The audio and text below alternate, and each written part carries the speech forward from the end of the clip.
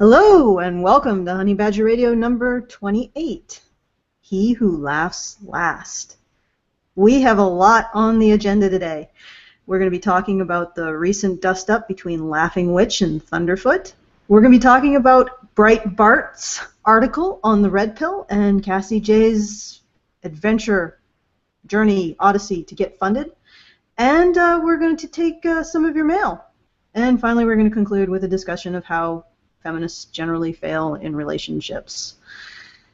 So, to get things started, why don't I introduce our panelists, starting with Anna Cherry.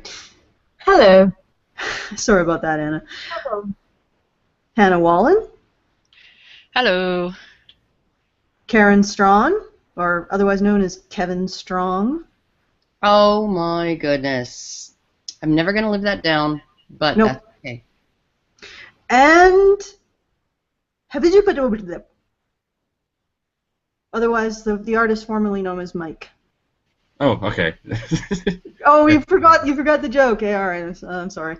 Okay, and then Rachel Edward. Edward. Oh, wonderful, wonderful, Allison. Yeah. I pronounced it right? No, Edward? it's Edward.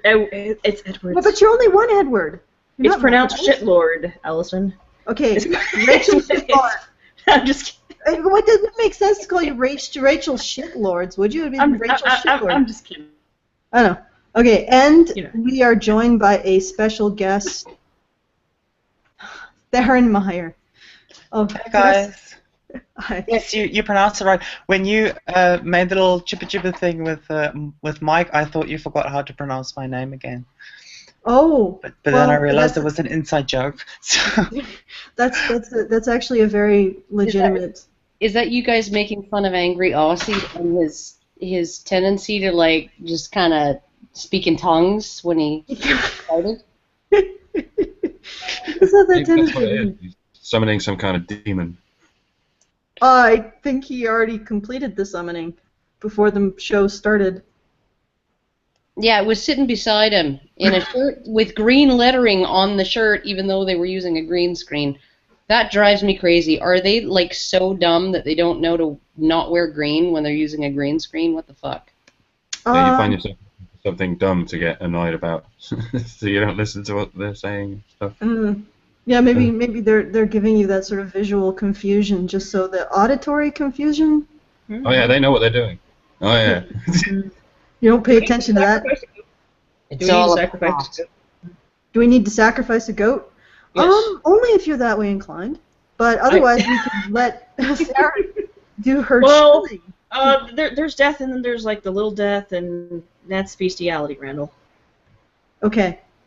Well, thank you for that.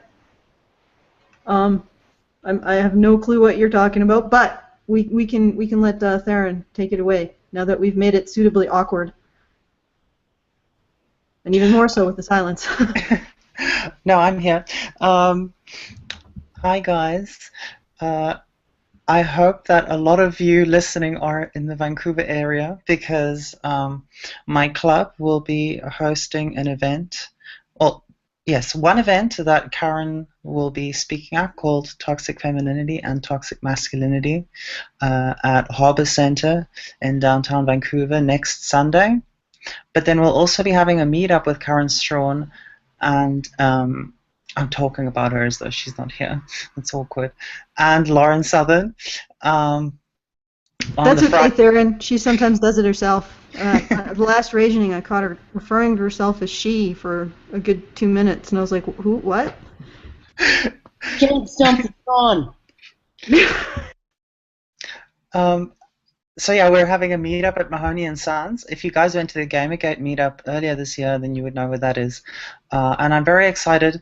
I'm a little bit nervous because there are a lot of trolls on the event page, and then I had to kind of put my foot down and tell people, like, if you're not posting on this page to figure out how to get here or who to carpool with, then I'm going to delete your posts, because I don't feel like receiving notifications of how you don't care about men's issues. And then we have Students for Liberty. I'm a campus coordinator for Students for Liberty, the world's largest libertarian student organization, and we're hosting a regional conference in Vancouver. However, you don't have to be libertarian to come. The issues definitely relate to people of all political convictions. But Karen will be speaking there as well, and as far as I understand, her topic will be, is feminism a friend of liberty? And that event will be for most of the Saturday, next Saturday. So yeah. Can I So hazard a guess on that one? I would guess no, but that's just me. So you were saying you've been having an interesting time as the organizer of these of one of these events. You want to talk about that, or? Yeah. Well, I'm an organizer of all of those events. Oh, my apologies. Yeah, Alison, you need to recognize all of my struggles. Oh, geez, I'm just a shitlord today. I need to check my privilege. Check Yeah, my you really- non-struggle privilege, or what have you. No, organizing for Students for Liberty is fine because I just have to get partner organizations who want to kind of set up a booth outside of the conference.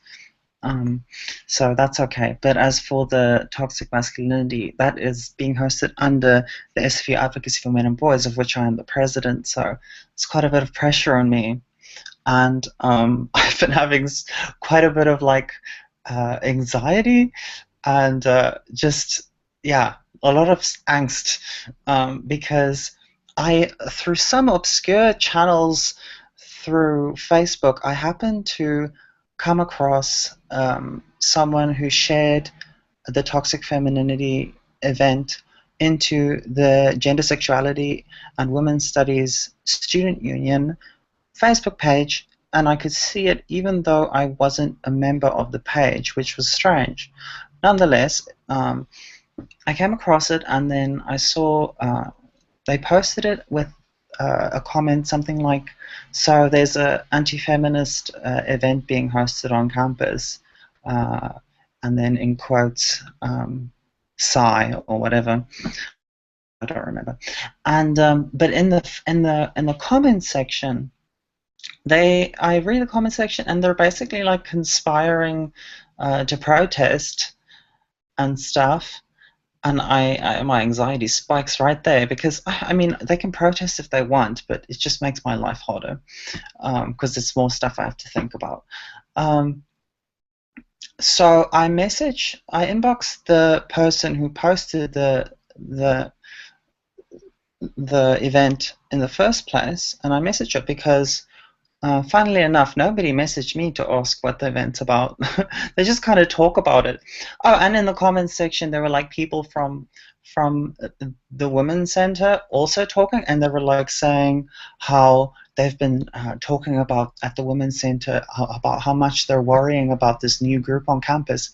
Like, for fuck's sakes, none of the people, despite the fact that I've invited over and over again people from the Women's Center, none of them have come to our events. They would rather just sit in their little safe space and whine about the fact that we exist, not even have the faintest clue about what we're doing, and just other us, you know, and like in that term, like just kind of make us to be these devils and these evil people, because it's so much easier to just do that than to question your beliefs. Anyway, rant over. So that happened, and I inboxed her about about it, and just telling her, you know, yes, Karen Straughan's an anti-feminist, but she's really cool, and as president, I would not, you know, host an event with someone who's like a misogynist, transphobe, homophobe, whatever. Like, I know Karen, she's really cool, and maybe you should come join. You'll learn more from the event. You'll get more from the event by attending it rather than protesting it. So I kind of tried to be diplomatic about it. But and she was like, this person was surprisingly like, for a feminist, she was surprisingly moderate. Like, she did admit that men have issues, but the word patriarchy came up way too many times. And Well, patriarchy is just code for, but it's their own fault. Right? Yeah. Well, and that's kind of a new thing with, not new, but somewhat new thing with feminists. They figured out they can't just silence the men's rights movement, so now it's, well, men's issues are legitimate, but you're doing it wrong. You're dealing with it wrong. You should leave it up to us. We know everything. Patriarchy is to blame, and shut up anyway. Mm.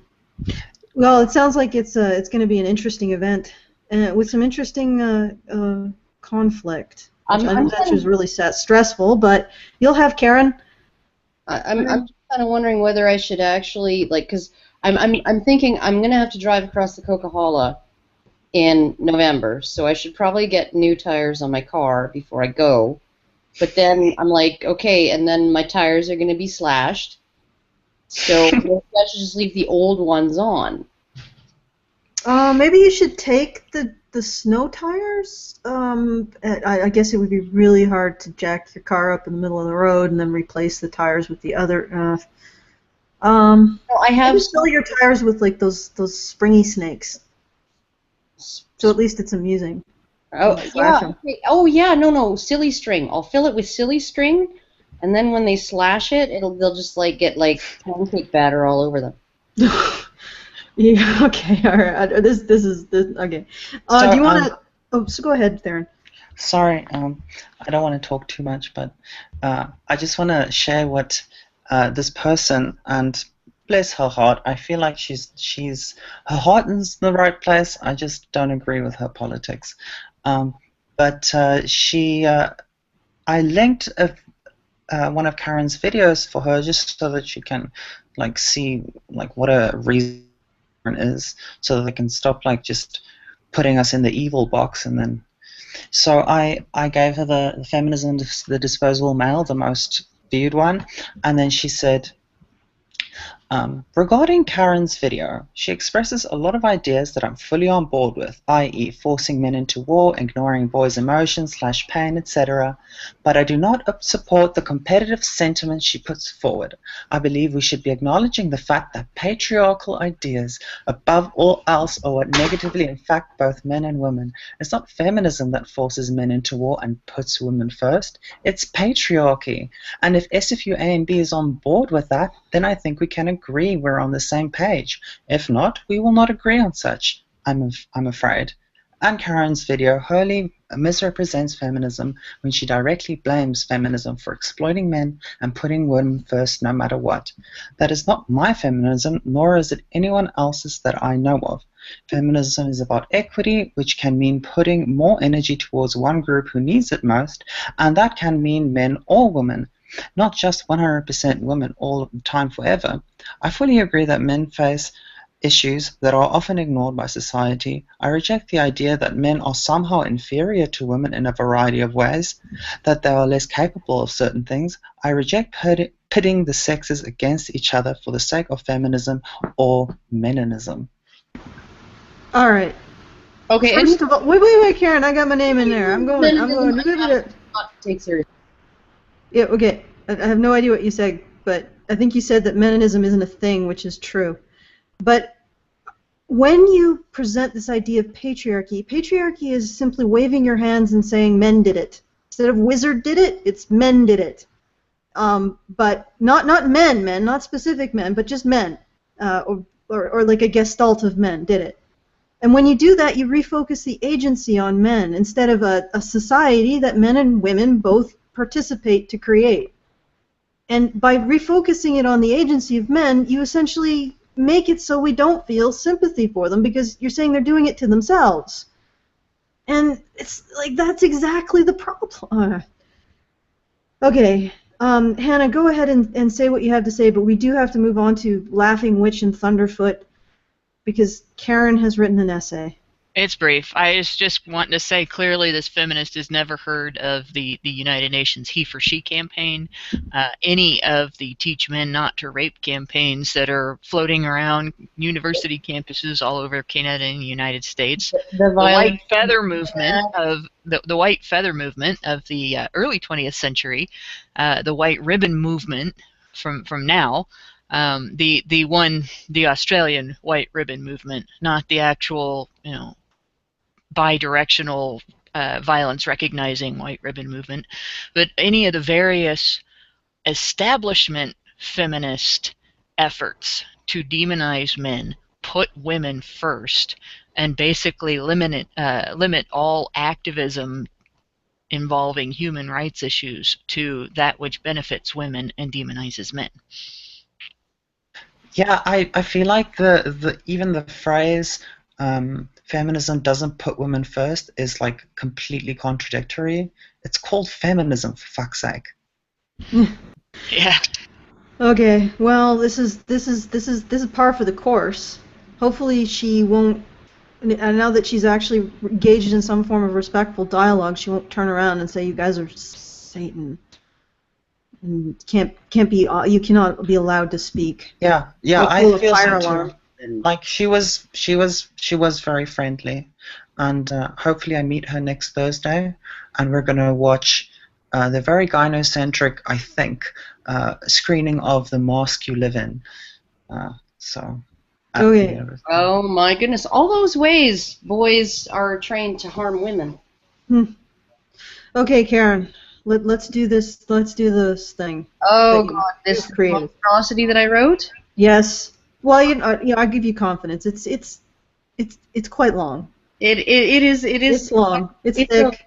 It's a long, sordid story that many YouTube denizens will be familiar with.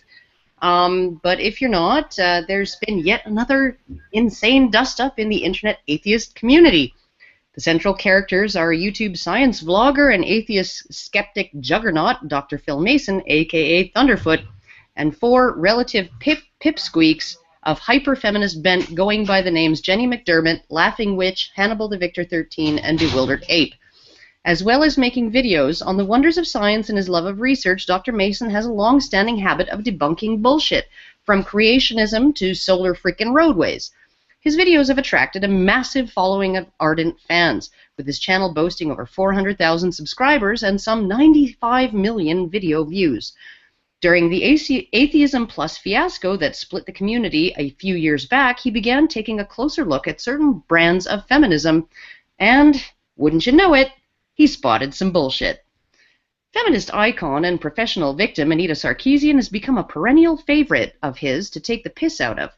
Her videos and public behavior are loaded with bullshit, and there's significant overlap between fans of his skeptic videos and the saner elements of the gaming community who've been undergoing a similar social justice onslaught to the one the atheist community is still struggling with, an onslaught spearheaded by Sarkeesian.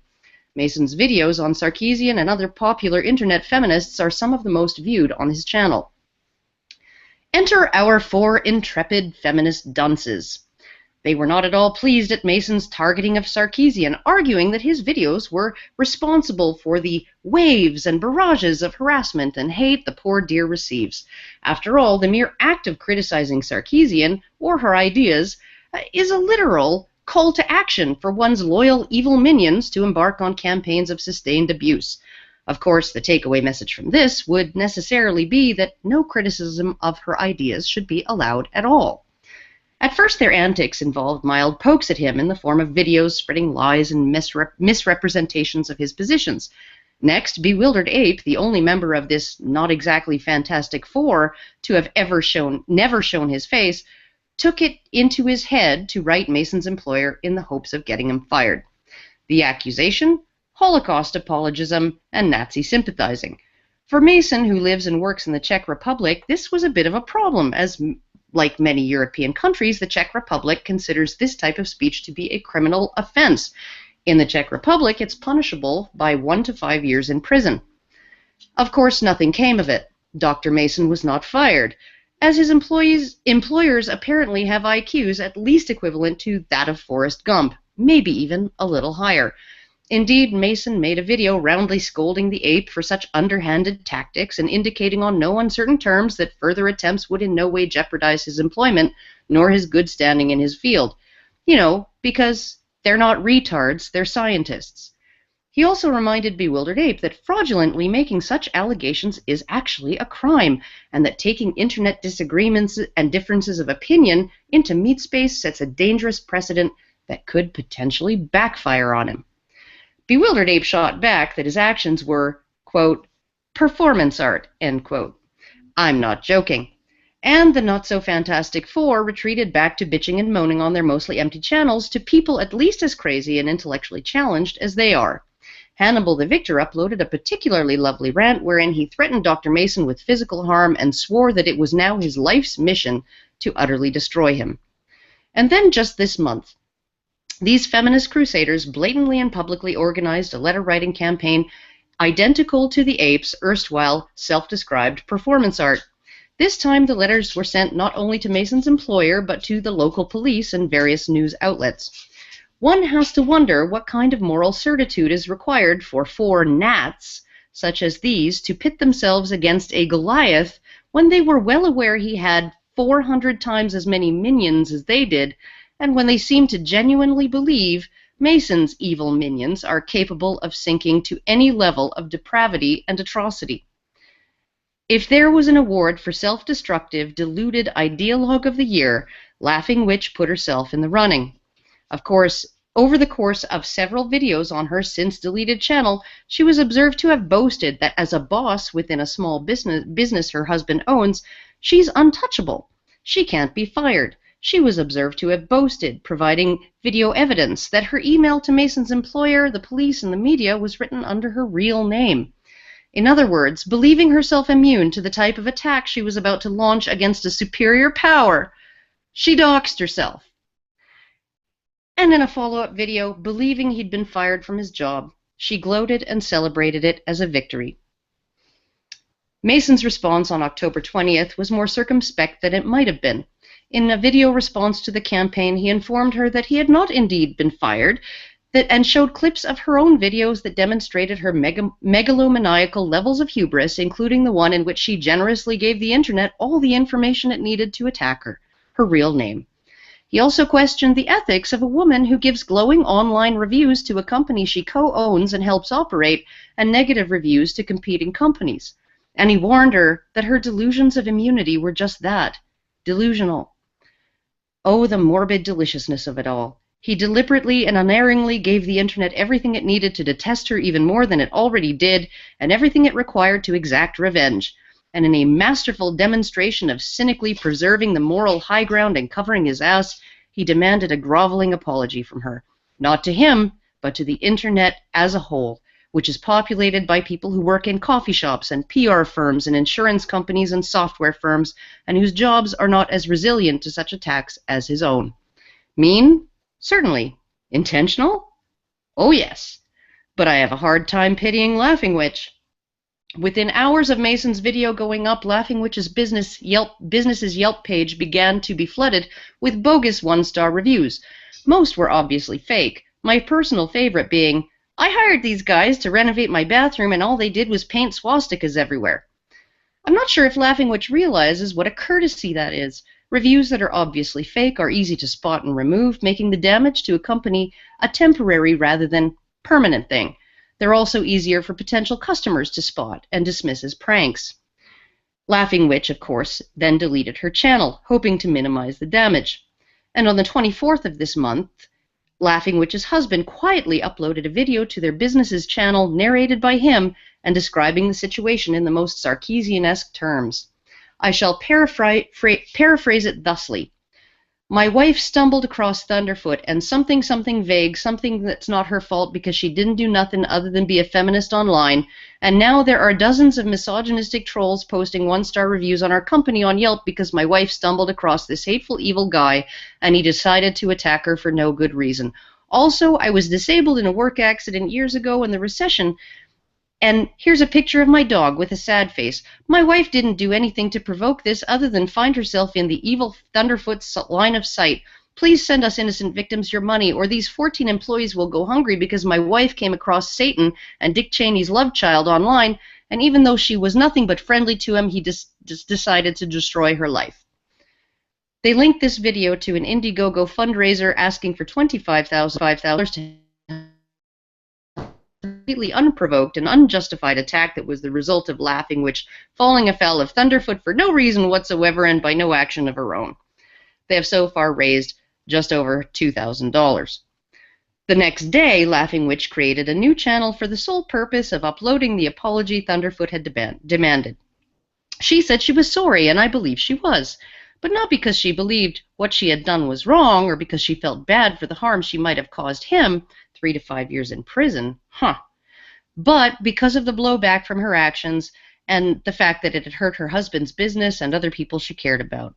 There's a huge difference between I wish I hadn't done that because it could have hurt someone and I wish I hadn't done that because it backfired and hurt me. Of course, the sincerity of this apology is undermined by the fundraiser video in which Mason is described as evil and Laughing Witch as an innocent victim who just happened to stumble into his view. As one commenter on the debacle said, it's hard to trust the honesty of someone who's waving a white flag when they're still shooting at you. Since then, notoriously neutral and fair YouTube skeptic Agent of Doubt has revealed that a court judgment was levied a few months ago against Laughing Witch's company by a bank to the tune of about $25,000. What a coincidence!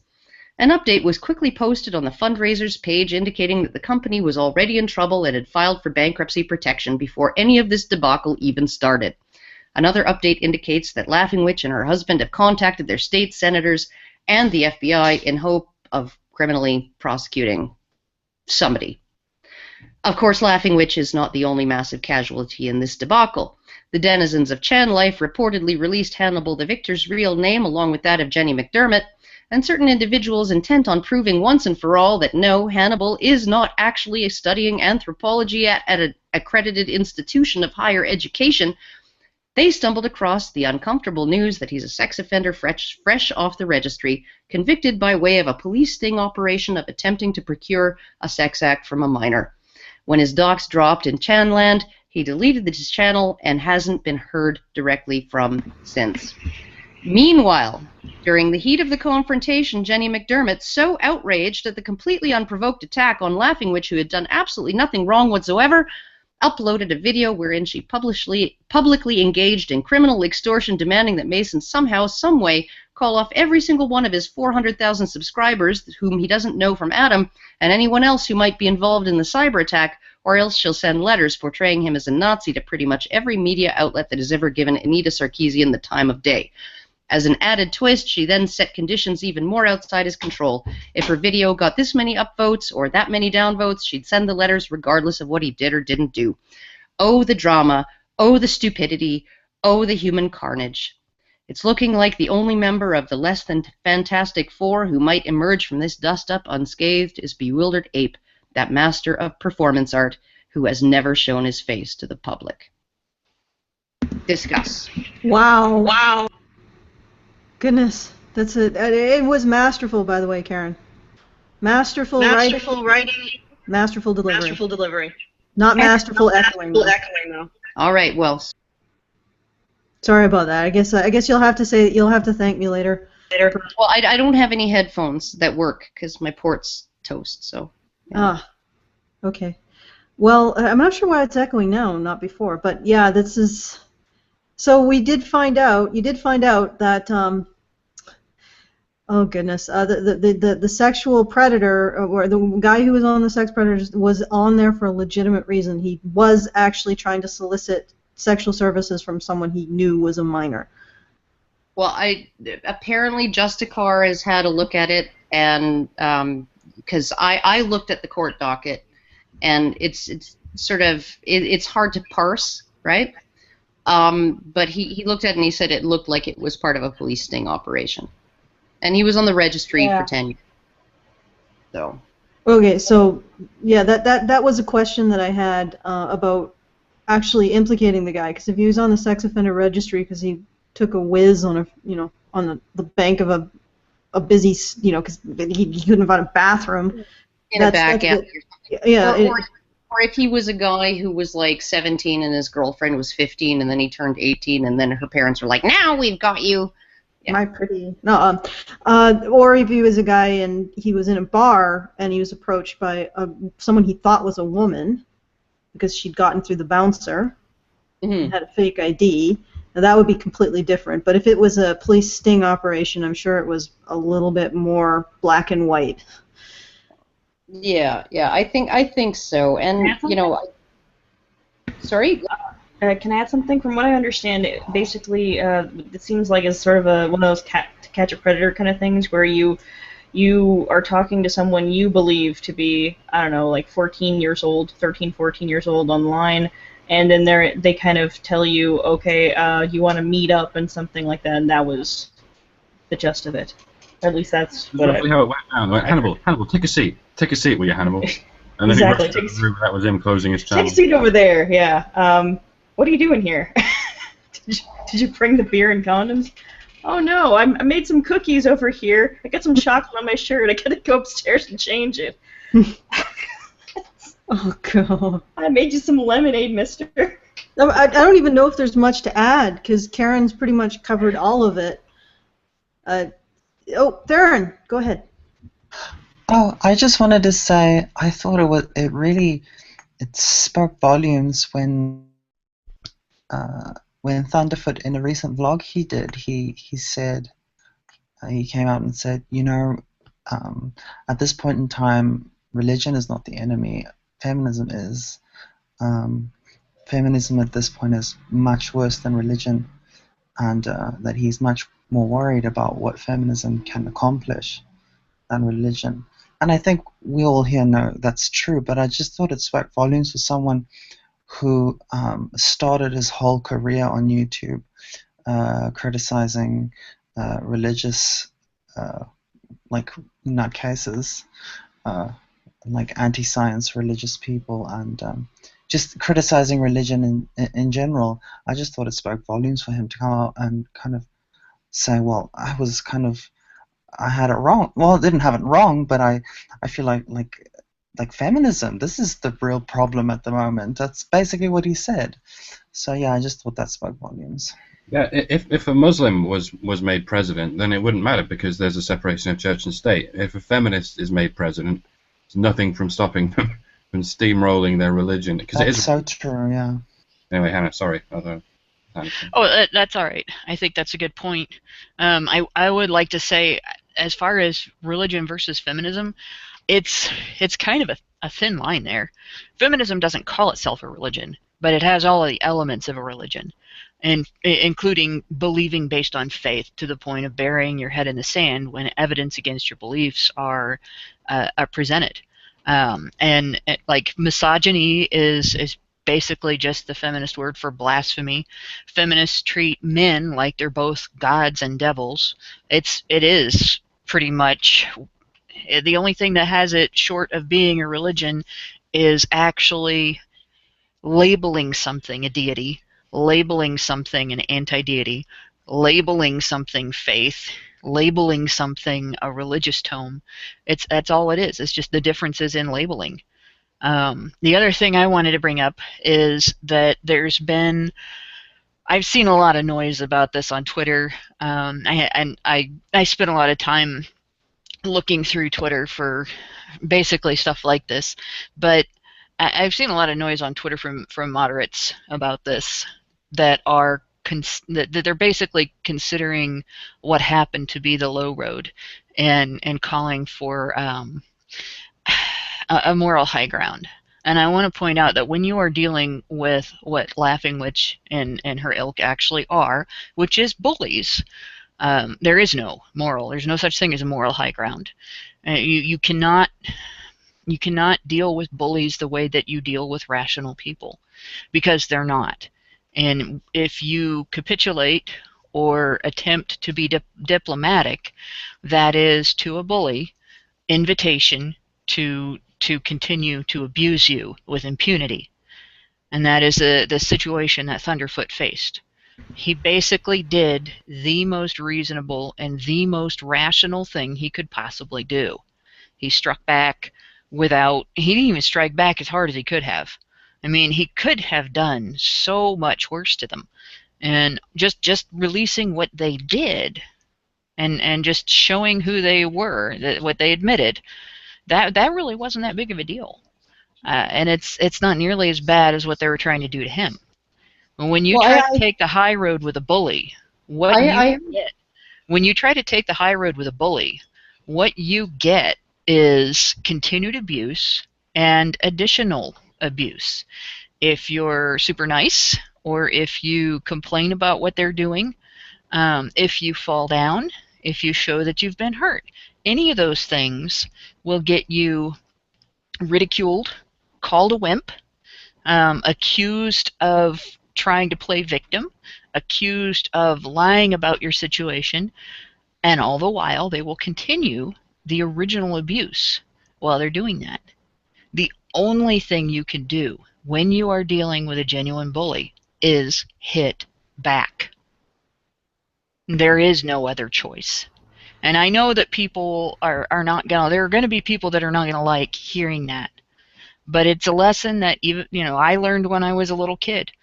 I hate fighting. I absolutely hate it.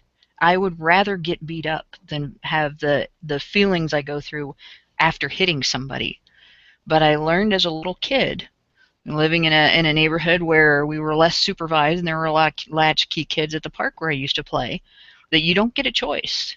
You either stand up to bullies or you get your ass kicked. And it doesn't stop with just once. It happens repeatedly. And if you don't stand up for yourself, the number grows. So this is how you handle it. And this is what we have to do as MRAs, as gamergaters, as underdogs in every situation. When somebody does something like this, you pick up the truth as your weapon and you hit back with it. And it is hitting back, but it's not hitting unjustly. And I would add that they chose a target who could fight back. If they hadn't, that they would have been screwed. Like these unfortunately, these bullies didn't realize that they were fighting someone much larger than them, or maybe they did and they were just that dumb. But Darren, it's Yeah, I just wanted to comment on, again, after Hannah was speaking about feminism being like a religion and like the line being very fine. I this week of promotion and advertising and dealing with controversy really made me realize some of the one of the aspects of feminism that is close to religion, at least from my experience, because I grew up in a small town just a few kilometers outside of Cape Town, but it was a small kind of homogenous town, very religious, and yeah, it was basically a religious orthodoxy there. So it was just assumed that you were Christian. And I remember when I kind of started questioning religion in grade 7, grade 8, it was so scary to come out with these things, because in a way the orthodoxy was kind of like the moral gatekeepers, in the sense that they could tell you whether you're a moral person or not. And if you don't ascribe to their religion, you're just not a moral person. And it gave me this visceral fear of like coming out as atheist. But that visceral fear I really experienced again this time around with promoting the event and stuff. That fear of being an immoral person, even though I know that what I believe is right and just and truthful. It's almost like, I don't know if it's like a deep psychological thing, but feminism seems to have become the moral gatekeepers. And I got that feeling of like, I don't know if any of you experienced this, but like when I was young, when I would hear the police siren, I'd be like, oh my God, they're coming out to get me. I didn't do anything wrong, but what if I can't prove that I didn't do anything wrong? That's what it feels like.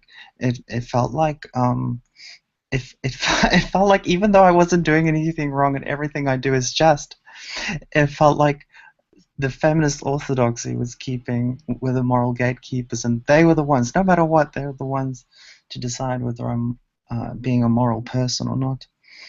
And that's kind of one way in which feminism has become so similar to religion. Yeah, I'm done. Mike, take it away. As soon as you want to. Yeah, okay.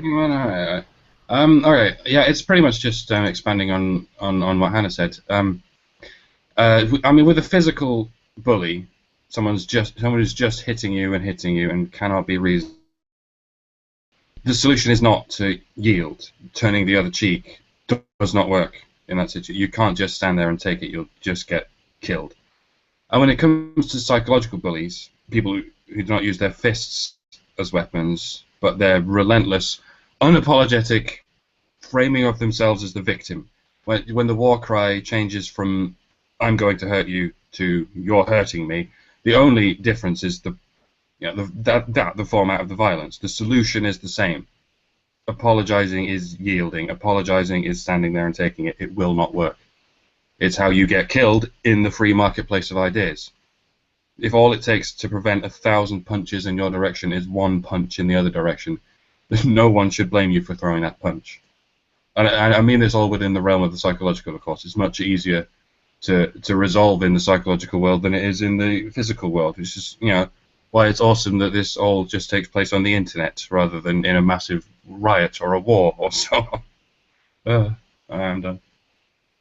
Well, honestly, it really is. There was a fairly small YouTuber who put out a video on the internet as an honor culture, and I can find the link, and I'll stick it in the low bar of the upload of this episode, if I can find it again. But he was absolutely right. The internet is an honor culture. Honor cultures exist. They don't exist when there is no rule of law. They exist when there is a very, very sketchy, sporadic way of enforcing law, right? Of mediating disputes through official channels, right? And the internet is kind of the Wild West, and the Wild West was very definitely an honor culture, and essentially the entire the reason why honor cultures are so violent is because you can't let anybody know that they can fuck with you, because there's no 911 to dial. There's no police that you can call. There's no court that you can take somebody to for fucking with you.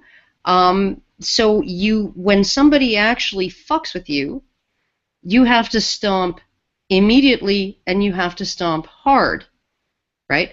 To make an example of that person so that nobody else will fuck with you. The mafia is another example. Organized crime is another example of an honor culture, because they're not going to call the police when they have a dispute between, individuals. Oh, he stole some of my money. He was skimming off the top, and I'm going to call the cops and get him put in jail for embezzling. Oops. Yeah, no, you can't do it. If you can't call the cops, if there's no cops to call, you have to deal with it yourself. And the best way to deal with it is like Ender, in Ender's Game.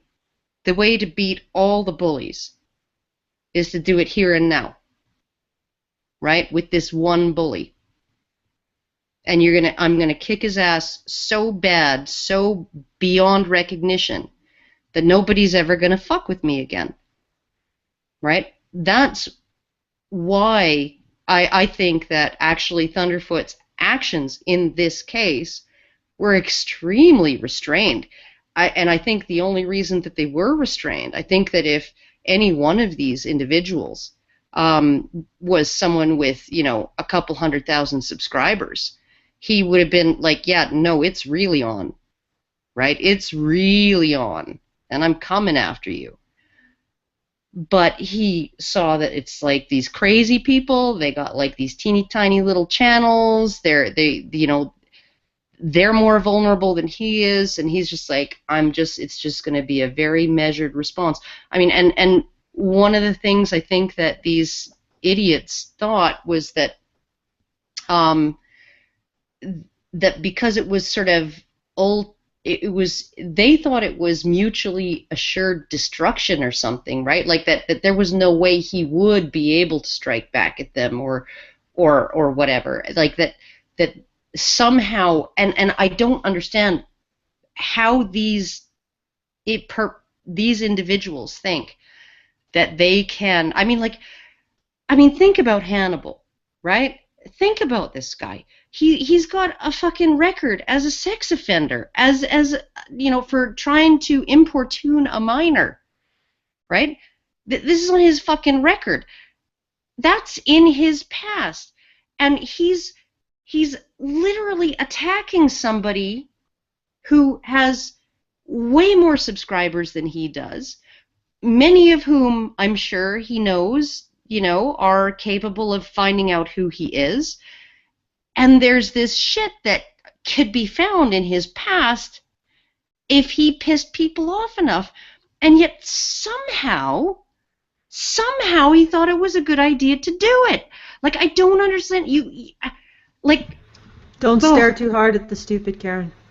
Oh my God! Like, how did he not know? I mean, he's describing these people as pure evil, and yet he thinks they're not, somehow by some miracle they're not going to dox me and release my fucking public criminal record. Like, what? Yeah, They're untouchable. This is important that people know that, yes, this level of hypocrisy and projection is possible in the world. There is something that has to be pointed out. A couple of things that have to be pointed out here, because and this is something that was brought up in chat too. So I'm going to go ahead and point it out. Importuning, that what he was convicted of is soliciting, not just being in contact, not just discussing or attempting, but actually seeking out the underage individual. And this is a distinction, because I've talked about this before, and some people in chat were actually bringing this up. I had previously mentioned a story of a cop that basically harassed a guy who posted to Craigslist asking to buy underwear, until he finally gave in and asked to meet with a girl that he thought was 13 that didn't exist. In this situation, I don't think it's the same. From what I've read, it looks like it was the other way around. Instead of him being contacted by the alleged underage kid, it was him making contact with, and making all the moves on the alleged underage kid. Now, if that turns out to not be true, and it is a similar situation, then yeah, I would feel the same way about it. I would actually call this fraudulent.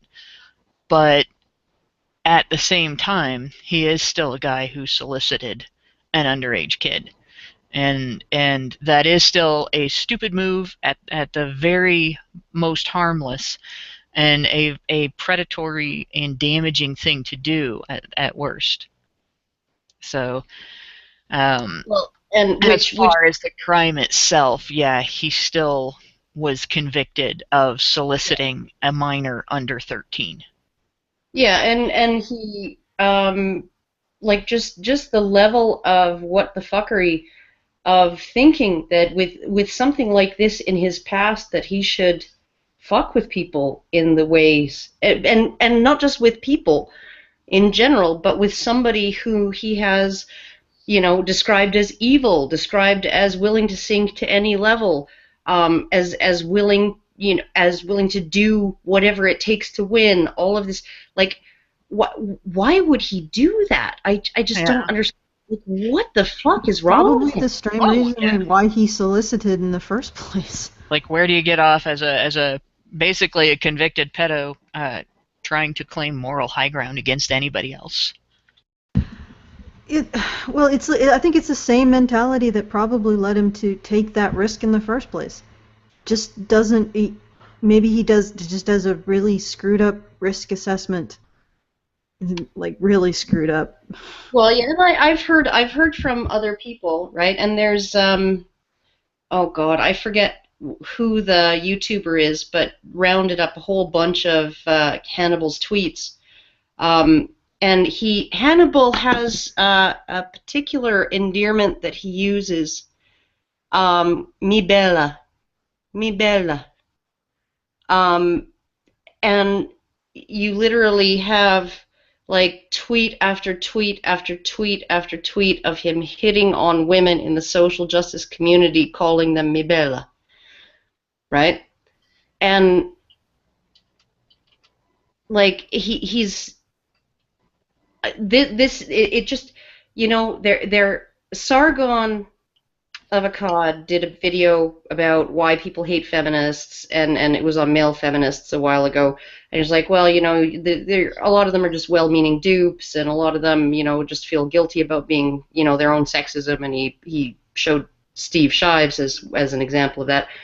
And then there's, you know, this, that, and I was just like, you know, and then there's sex offenders, right? And you can't get around it.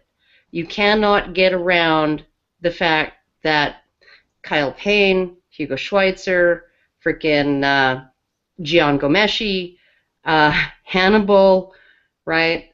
The whoever it was, maybe multiple male feminists that blue-haired girl was recently talking about, who when she uploaded her video saying, okay, I just have to get this off my chest, I find it really fucking weird and creepy that the same guys who are making videos condemning the sexual harassment of women are sexually harassing me in private on chats and stuff. Like, what is going on here, right? So, of course, that's just an allegation. Yeah, there's one more thing here to bring up. Zorro Baggins asked in the chat, isn't the Hannibal pedo thing under dispute by someone who is worthy of being listened to?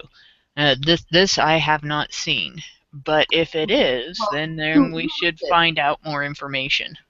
Okay, who is that? Well, we can't actually, because of the chat, we probably won't get an answer, but if you do have an answer, send it to topic@badgerpod.com. I think this definitely is something that we would like to have more information about. Yeah, more information is good. He's naming feminism is for nobody. You know, I don't know. I looked at the actual court documents, right? So everything seems to be, you know, and then there's the fact that Hannibal actually deleted his channel, his Twitter feed, everything the moment his docs dropped. He did not, like, he didn't do it after this came up. He deleted everything the moment he realized his docs had dropped on, what was it, Baphomet. Well, the important thing on this would be, because, like, I saw court documents, but of course the name was blanked out. And anybody can publish court documents and say, well, this is this person. So to be certain, what we would have to see is something that proved that person's name was connected to Hannibal and that it was the same person. And I haven't seen that, so I'm not going to go on record as saying it's proof that it's him. But if somebody in the group has, that's you know, their prerogative. Yeah, no, and I you know, like, I honestly, I reserve judgment. My issue is that, you know, essentially this is something that's come to light, and this, like, I actually saw court documents. They were they didn't go into the details, the specific details of the case. It was just, on this date this happened, on this date this happened, you know, as far as the court proceeding, the docket, everything, right? That was attached to the name that seemed to be attached to his image, so. Okay. Well, again, if you have any more information, topic@badgerpod.com. But let's, do we want to take the last message from Sad Monkey? Also put out this is referring to the blue-haired girl. Also put out a video where she said she had personally contacted Hannibal and confirmed the charges are true. Okay, well, take that for what it is. That's basically hearsay, but yeah. As I understand it, JJ Talks is a feminist vlogger too. And in fact, she's actually in some conflict with I've started calling her social justice chicken, and now I can't remember her real name. She was the one that criticized us and called us a bunch of victims out of this group. Not Laughing Witch, but the other lady. Diana Boston? No, Jenny. Jenny McDermott. Yeah, Jenny McDermott. Apparently, they're at each other's throats right now, and she's calling Jenny McDermott an anti-feminist. So she's apparently more feminist than Jenny. Oh my. It's a lot of fun to watch feminists tear each other apart. But I'm this pretty is sure just I a sat college next kid to. thing. Yeah, like this is just a college kid saying that she talked to the guy. So it's information, but it's not Not good it's not information. really confirmation. Well, I mean, like honestly, looking at his tweets, right? He's got some issues with boundaries. And if they were talking privately, you know, like it may well be that he's one of the men that she was talking about. So you know, I honestly Yeah, it's we're very, wandering into speculation Yeah. territory too yeah, no, much. it's Probably not a good idea.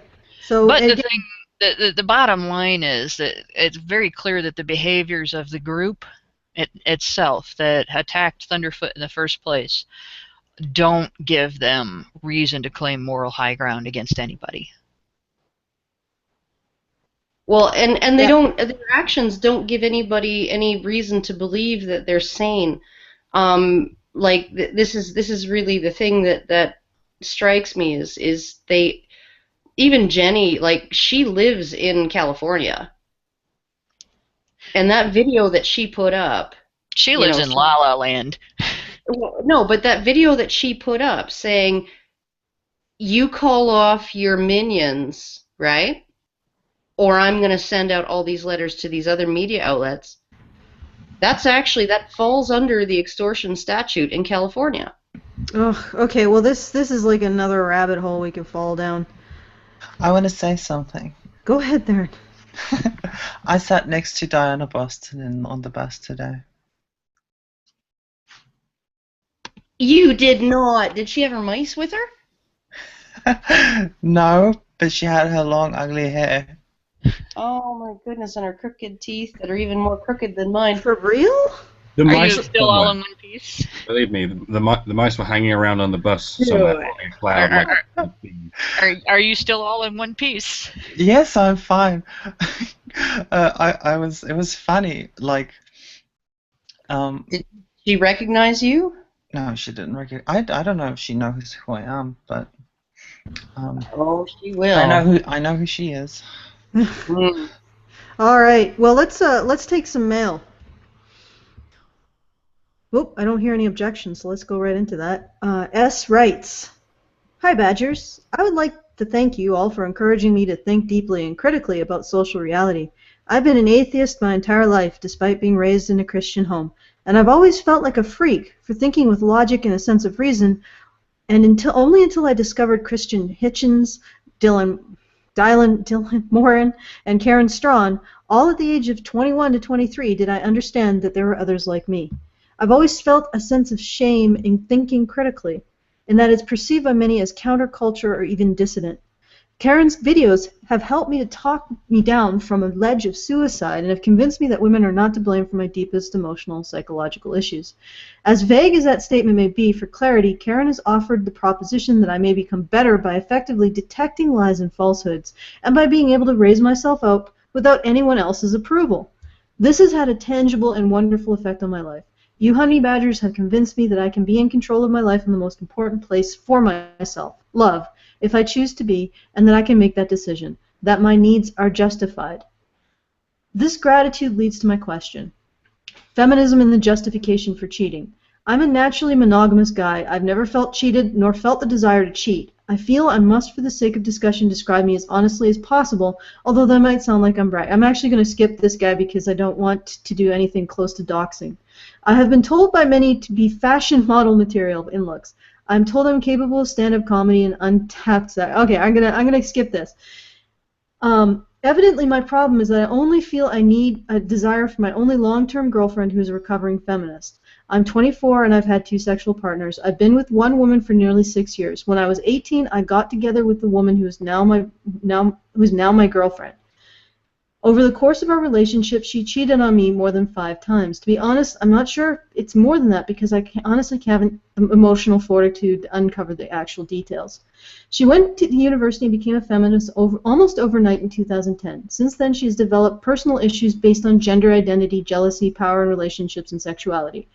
Over the last 9 to 10 months of our relationship, she has begun to listen to my arguments on power inherent to sexuality and how she has abused it while simultaneously denouncing it as a tool for oppression. She accepts fully that she has used her sexuality as a weapon against me and my sanity, all while claiming I'm to blame since any perceived slight I made, including being late to come to her house in one case of her claiming to be justified and committing infidelity as a punishment, was worthy of sexual jealousy-related revenge because I'm a man. And that means she has no power, even though she's the only one with sexual power. She has confessed that much.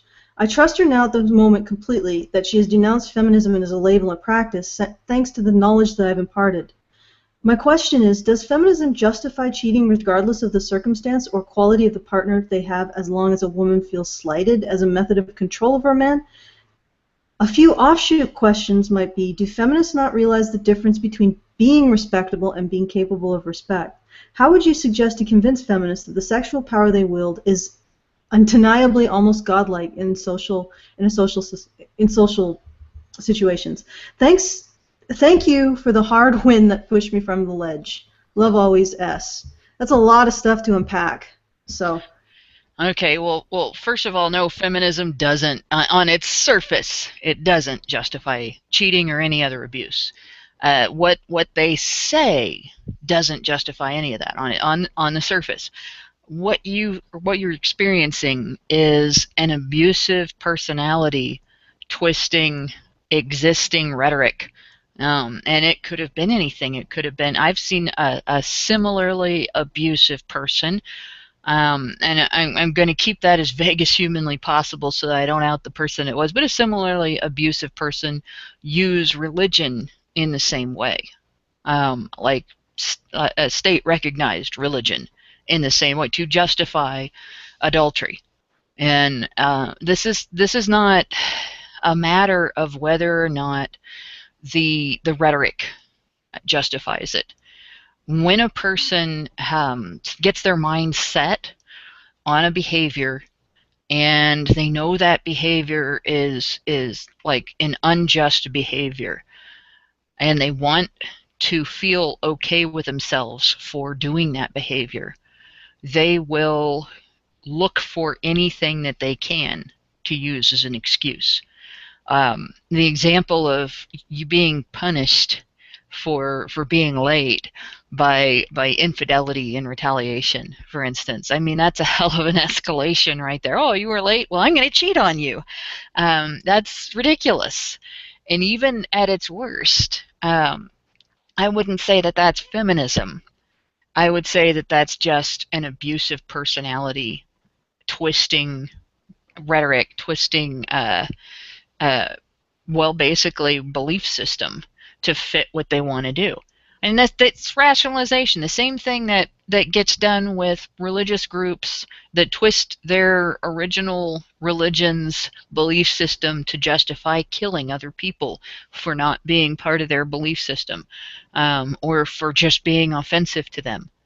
And as far as trust is concerned, that is something that absolutely has to be earned, and it should be hard work for the person earning the trust.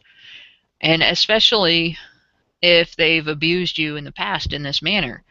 Every act of abuse should take them farther down the road away from your trust to where they have to backtrack up that road farther and farther to get to your trust. It needs to be earned. And especially someone who has seen fit to engage in such a petty betrayal of an intimate relationship and with a pattern of it. Yeah, like Karen's saying, a pattern of abuse like that and a pattern of betrayal demonstrates that your trust really needs to be hard earned. Not just because the person started to sound better, or because the person's behaving better right now. That could simply be a honeymoon period. It could be the individual saying what you want to hear while doing what she wants to do. And if I were in your situation, I would basically, I would need to verify before I trusted. And I hate to say it, but I would recommend always using barrier methods for birth control because of that. It is dangerous to be with And keep someone them who in your repeatedly... pocket. Keep them in your pocket, not in the nightstand. Yeah. So this is not... And as far as the respect end of it, feminists don't understand respect. The bottom line, they have a very skewed perception of what respect is. And so that would take almost a whole show to discuss. But the short version is they expect veneration for women, and they substitute the word respect for that. They expect to be able to completely disrespect men and substitute the word respect for that as well. So they have no clue. They don't understand respect. All right, Mike, but that's it. All right. Yeah, you can't necessarily blame feminism for this. Like Hannah said, it's not that people discover feminism out of the blue and then it pushes them in this direction. It's people look for, whatever will be an apologetic framework for the way they feel. If someone is an abusive personality and they discover feminism, then they'll go that way. And it works both on the micro scale and the macro scale. Often we sound like we're blaming feminism for anything, but feminism is very much a symptom of this problem. It doesn't push people in a direction, it pulls people in a direction that seems natural. See what I mean? All right, next letter. All right, yes, next letter. Okay. In a missive titled Suicide Prevention Line, 1WVY8C+ writes the following. I wanted to respond to Karen's incredulity when hearing someone claim that a suicide prevention hotline employee encouraged them to end their life. I once heard someone gloat that she had encouraged a suicidal man to kill himself while she volunteered for a suicide prevention hotline. I work in an office employing over 200 people, and I'm their only male employee. This is common in the healthcare industry. The women where I work tend to forget I'm around, so I get to see how they talk amongst themselves within a female safe zone. I heard a woman tell a story about the time her husband took a short break from replacing their roof shingles because he was experiencing stomach cramps. She was so infuriated by his laziness, she angrily punched him in the gut and demanded he return to the roof. She also burst his seriously infected appendix and hospitalized him. He had been complaining of pain for a couple of days, but she had told him that if he goes to the doctor before the roof is done, she would withhold sex for a year. This story was told to a group of women who all howled with laughter. This is the very same woman who gloated to two colleagues that while she was volunteering with the suicide prevention hotline, she had told a man to kill himself. The man was distraught and suicidal because his wife had taken three children out of the country, assisted by the man with whom she had been having an affair. She told him that maybe if his cock wasn't so tiny and limp, his wife might not have left him. She then told him that his kids would be better off if he put a shotgun under his chin. She did this all because she deemed the man too pathetic to live. Wow. Now, I mean, we have to consider this, give this a little bit of skepticism.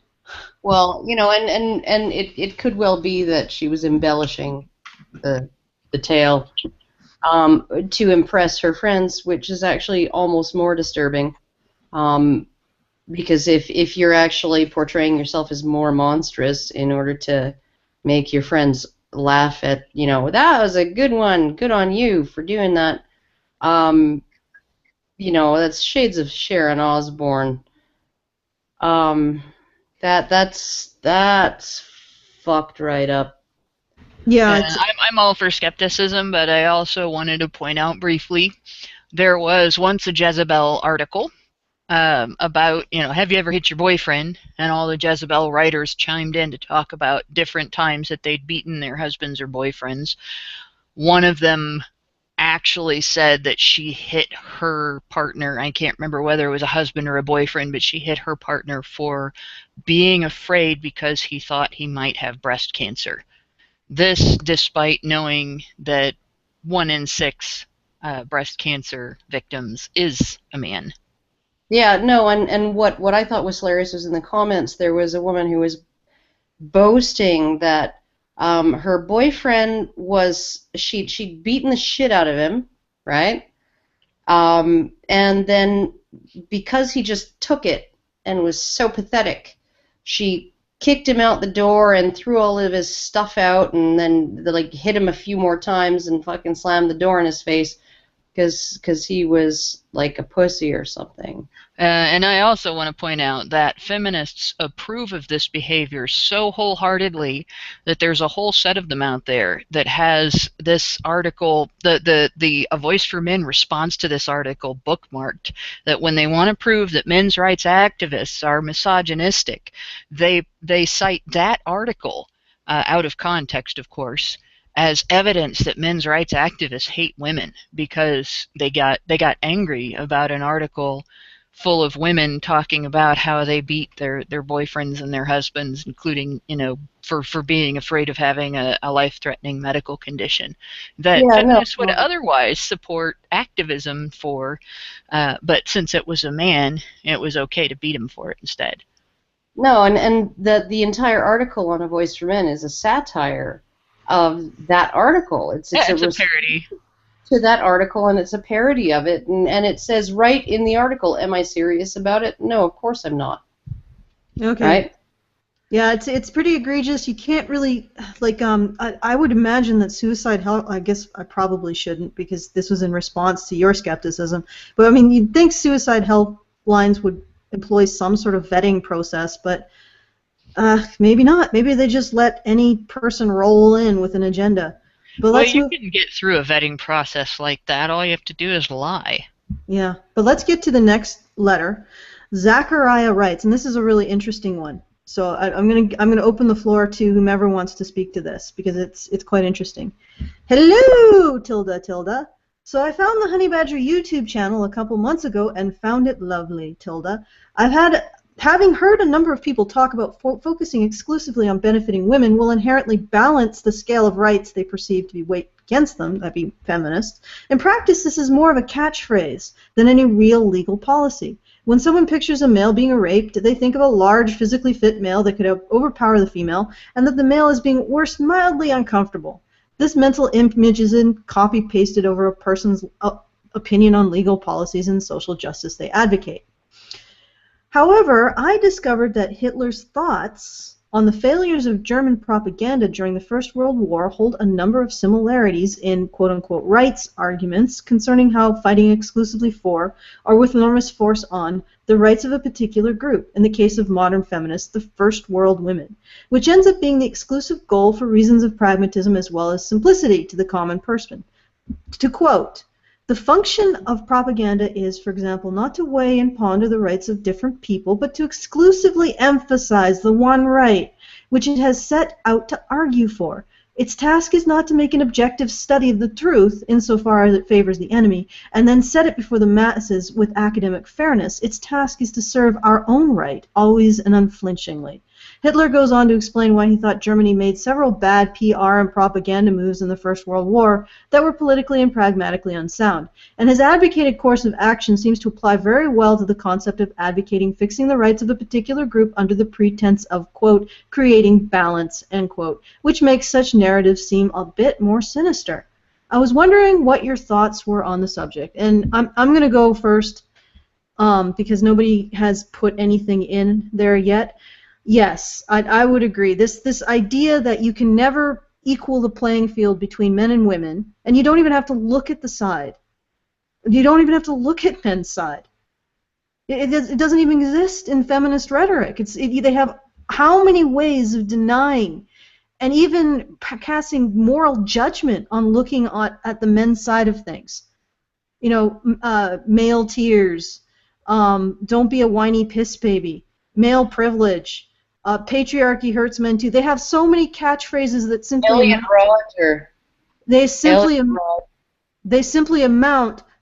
catchphrases that simply amount to don't look at the side for men. We're creating equality, but we don't have to look at the side for men. And these are all the catchphrases to prevent people from doing so. And if you look at the side for men, what men's side looks like, you are a misogynist. And how can you create equality when you're not measuring two sides? I mean, and it's seen right in World War. I mean, it's an extreme example, but it's an example. As Germans or the Nazis were shoving Jewish people into ovens, they still believed that they were oppressed by Jews. That Jews held the reins in some mythical conspiracy to oppress the German people as they were killing them.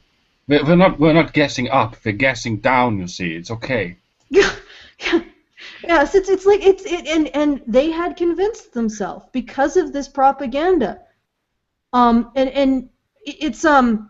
had created like a thought sink where they didn't have to actually question what the hell they were doing because they were always convinced that Jewish people were absolutely and utterly empowered over them. And this actually, for researchers who look into the history of these kinds of propaganda campaigns, this is exactly what you do when you want to strip away a population's rights, when you want to strip away society's sympathy for them, when you want to engage in mass-scale violence against the population or enslavement, you paint them as privileged. This is what you do consistently throughout. They have powers and privileges you don't have, and they're dangerous, and they hate you secretly. They hate you, and they're entitled, and they think of you as being a lesser creature. They have deep-seated hatred towards your group, and they have all this privilege, and all they want to do is hurt you. This is exactly right out of the playbook of every single rhetoric propaganda campaign that precipitated every single freaking genocide. This is the same thing, and feminists are employing it against men. Go ahead, Hannah. Actually, go ahead, Theron. Theron? Yes, I'm here. It was just was a while, so I had to write it down. Let me just get what I was going to say. You were saying, Alison, about how feminists want to balance the equation without looking at men's side. They don't just not want to look at men's side. They actively use all kinds of shaming language and verbal abuse and thought-terminating cliches to prevent people from looking at men's side. Yeah, I was going to say that you can't really look at men's side until there's something to look at, and there's only something to look at when you let men tell their story, and they don't want that.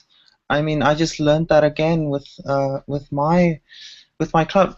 Like yesterday, late afternoon. I'm sorry, I'm going back to my experience, but I don't care. I was putting up posters at my campus. It's the arts campus, and I was putting up posters for Karen's event. And this morning, literally, it's not even a full 24 hours. This morning, they were all gone. They were all taken off by someone. And it's not that they were doing a cleanup of all the posters. They were strategically all taken off. Someone went right around the school and taken all of them down. So yeah, like not letting men tell their story. So you can't really see the men's side if you don't allow for there to be a side. At this point in time, the men's side of the story in the feminist framework is just another aspect of women's side of the story. Patriarchy is women's experience of the world, not men's experience. Most men don't feel powerful, for fuck's sake. Well, yeah, and it's not necessarily the experience of every woman either. No, it's not. But it's gynocentric, is what I was trying to say. Well, yeah, and the thing is that the rhetoric is when people should sit up and take notice is when a group starts creating this building up this head of victimhood, because this is what situational sociopathy is made of. This is how you turn off your empathy for other people. And yeah. Go ahead, Hannah. I do have one thing to say about patriarchy theory. This is selective focus. When feminists talk about patriarchy theory, that entire theory is based on ignoring all types of influence that people can have over other people, except for influence that you have when you are in highly visible, highly paid positions that are considered power positions. And not all of those positions are even supposed to be power positions. Like political positions are actually supposed to be service positions. So this is not a matter of an actual power structure that is being described by feminists in order to help people understand their theories.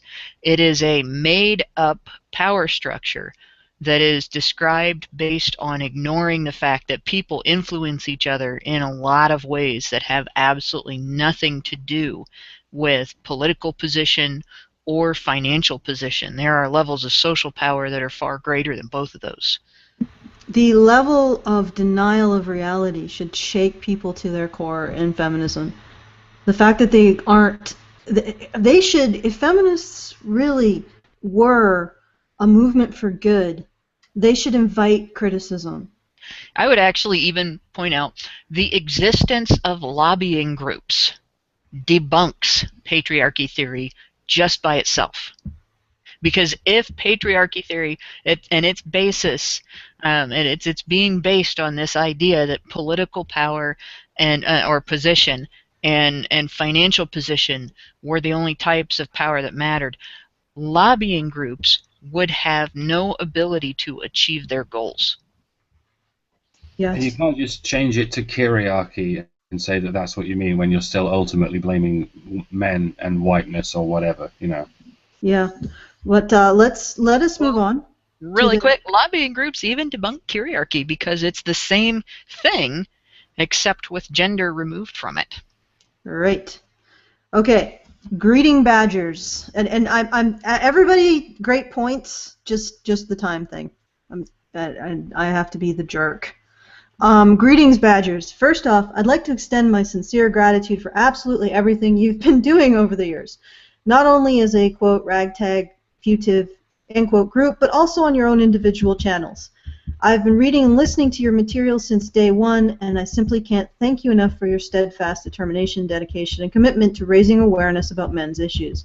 I know it must take a great emotional toll to wade deep into the toxic slime of the feminist thought control narrative, and I appreciate your courage. I'm writing because many of Allison's recent comments have especially resonated with me, particularly those regarding the threat social justice warriors pose to free speech and the isolation many who are critical of a dominant socio-political narrative feel in greater society. In Rant Zerker 06, Gamers Your Pain is Our Gain, Allison was saying that people watching feminist content online don't feel they have a way in which they can respond with someone else in real time.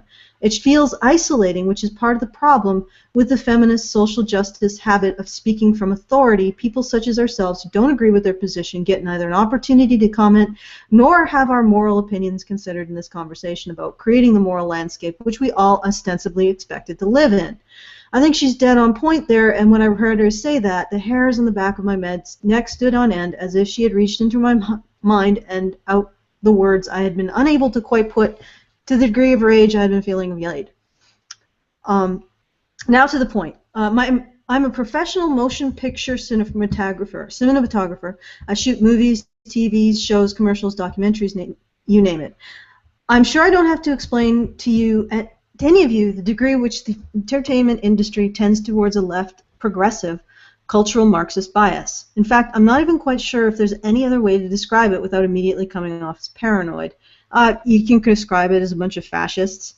It works. No doubt all of you know about the history of censorship in the American motion pictures, the Hays Code, the HUAC blacklist. It's strange to think the professional blacklisting in the industry has mutated from targeting only the left to targeting everyone but the left.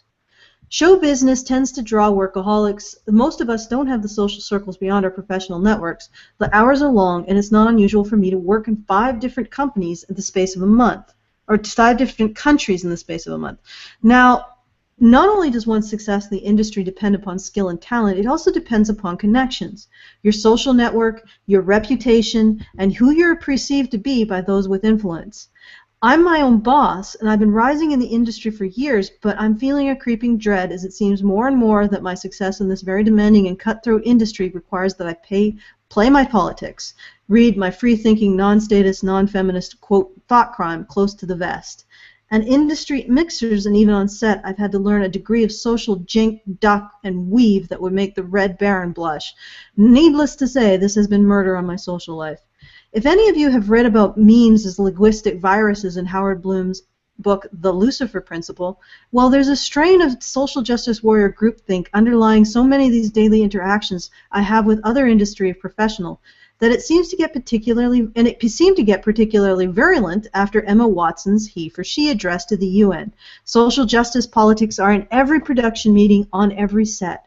Language, thought, and creativity are policed. There's a mad scramble to get on message, and it's virtually indistinguishable from a cult. Despite what civilians, those outside the industry, hear about the lack of female participation in the industry, women are typically overrepresented in 3 key departments: the production department, producers, production coordinators, assistant directors, editorial and public relations, art department, and wardrobe, stylists, hair and makeup, and of course, marketing. It doesn't matter if I'm shooting a movie, TV show, or commercial. If I'm working in North America or the UK, the marketing department is guaranteed to be 100% white females. In those meetings, social justice warrior groupthink rules the day. Of course, all of the enforcement of diversity in social justice commandments is ironic, given the lack of diversity in your average American marketing staff. One would think that the technicians such as myself would tend more towards non-political tack, but even the social justice warriors are increasingly prevalent. Something I think that is mostly generational as the older veterans leave. What's really insidious is to the degree with which many of the millennial social justice warrior types will make references to social justice warrior memes or concepts as a way of probing the politics of the people they're working with. They'll try to force you into conversations about gender, social justice, warrior politics, sexism, the usual cornucopia of bullshit. The real bitch of all of this is that they're mostly good people. I would question that. A few of them I even consider friends, though Stefan Molyneux might beg to differ, considering I know I can't be 100% of myself around them because we all work together and I don't want to detonate my career. I'm uncertain my fears are founded. These aren't bad people. They mean well, but they're not thinking for themselves and are continuously bombarded by us versus them paradigm of social justice warrior limbic voodoo. In my commitment to my professionalism, I'm starting to worry that I'm going to slip and out myself, detonating my career and ruining my only local relationships. Granted, I live in the heavily social justice warrior saturated Pacific Northwest, so it's a double whammy of millennial demographics and refugees from California. It's a lack of a tribe, or is it the lack of tribe or social continuity or any relationship to come home to? It's a lack of tribe or social continuity or any relationship to come home to that's trying the nerves. Truth is, this cultural malaise is really starting to wear on me, and I'm feeling demoralized for the first time in many years, although I'm fighting it with everything I've got. Australian writer Bob Ellis wrote of the gradual loosening of ties that inevitably happens as the vagaries of people's lives, marriage, and children pulls them away from their social groups. And I can't help but wonder if the intellectual balkanism that's we're seeing in contemporary politics is exacerbating that loosening of ties. It certainly feels that way. I can elaborate should any of you ask, feel free to, but I've gone on long enough, so wrap this puppy up. I wonder if you guys could have any strategies or tactics for dealing with these situations where politics is brought into a professional circumstance, or navigating this sort of environment, or perhaps even putting all of our heads together and coming up with ways for free thinkers to identify each other might make for a good show topic. Because as much fun and important as rant about the issues, a more solutions-based approach would be worthwhile too. Thank you all for letting me take up so much of your time. This email turned out to be far longer than I had intended to be, but apparently I've been holding quite a bit in. I greatly value the space you create for people such as myself to share and express what I've done. Please know that you can count on my continuing support. I'll be throwing some shekels your way as well. Yours, Max. I apologize for the length of the email. I actually probably cut out half of it, just to protect him in terms of doxing, and also because it was a really, really long email. But essentially, he's been having trouble in the film industry because of the increasing dogmatism of the people he's working with. And he apparently is also having trouble dating as well for the same reason. And it's Max says that these people, he thinks that these people are good people, but I would say, I'm going to try to avoid saying the reality is, I would say that this is an issue. If they actually knew your politics, you might find that they're not very good people at all. Did anyone want to get in there? Yeah, no, I would say that as well. The proof is when you actually come out, and it really is. It's sort of like the gay kid, right? You know, raised by religious parents, and then there's that moment of truth when they come out, and the moment of truth usually consists of, yeah, your shit's out on the curb and we've changed the locks, get the fuck out.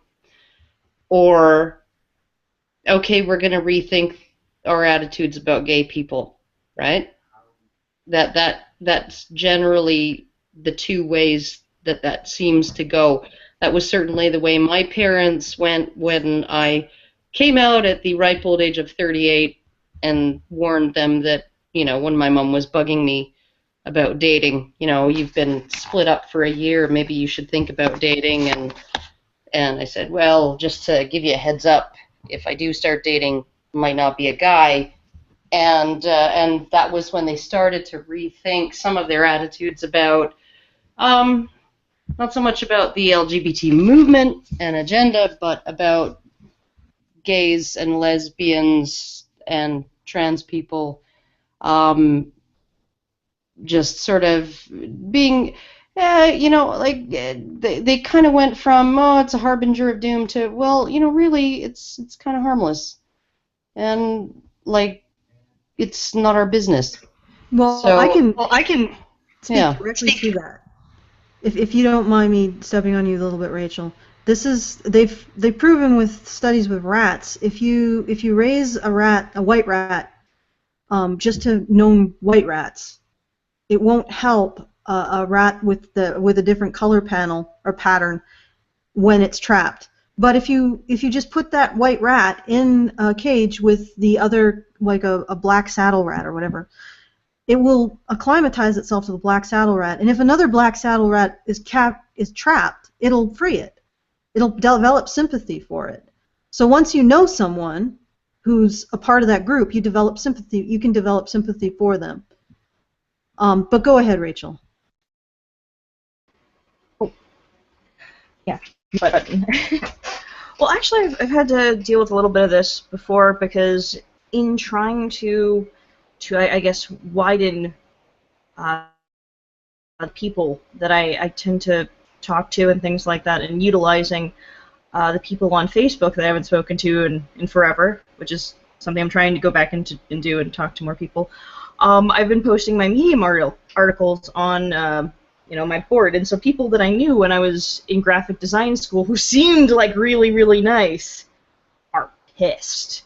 Like, just one in particular, I remember her being so, I remember being really, really nice and friendly and everything like that, but she wrote me the meanest, like the nastiest response, basically trying to chastise me and tell me that I simply did not understand, and that women shouldn't have to deal with these imagined grievances that she had, these particular things that weren't necessarily signs of oppression, but were more just things that women have to deal with. Yeah, microaggressions, to be honest. And they're like, oh, women should never have to deal with. Oh, and this one guy said that women should be glad that rape is not necessarily so bad. And or that it could be a blessing. I don't want anybody to ever say that sort of thing. It's like, people are going to say some stupid shit, okay?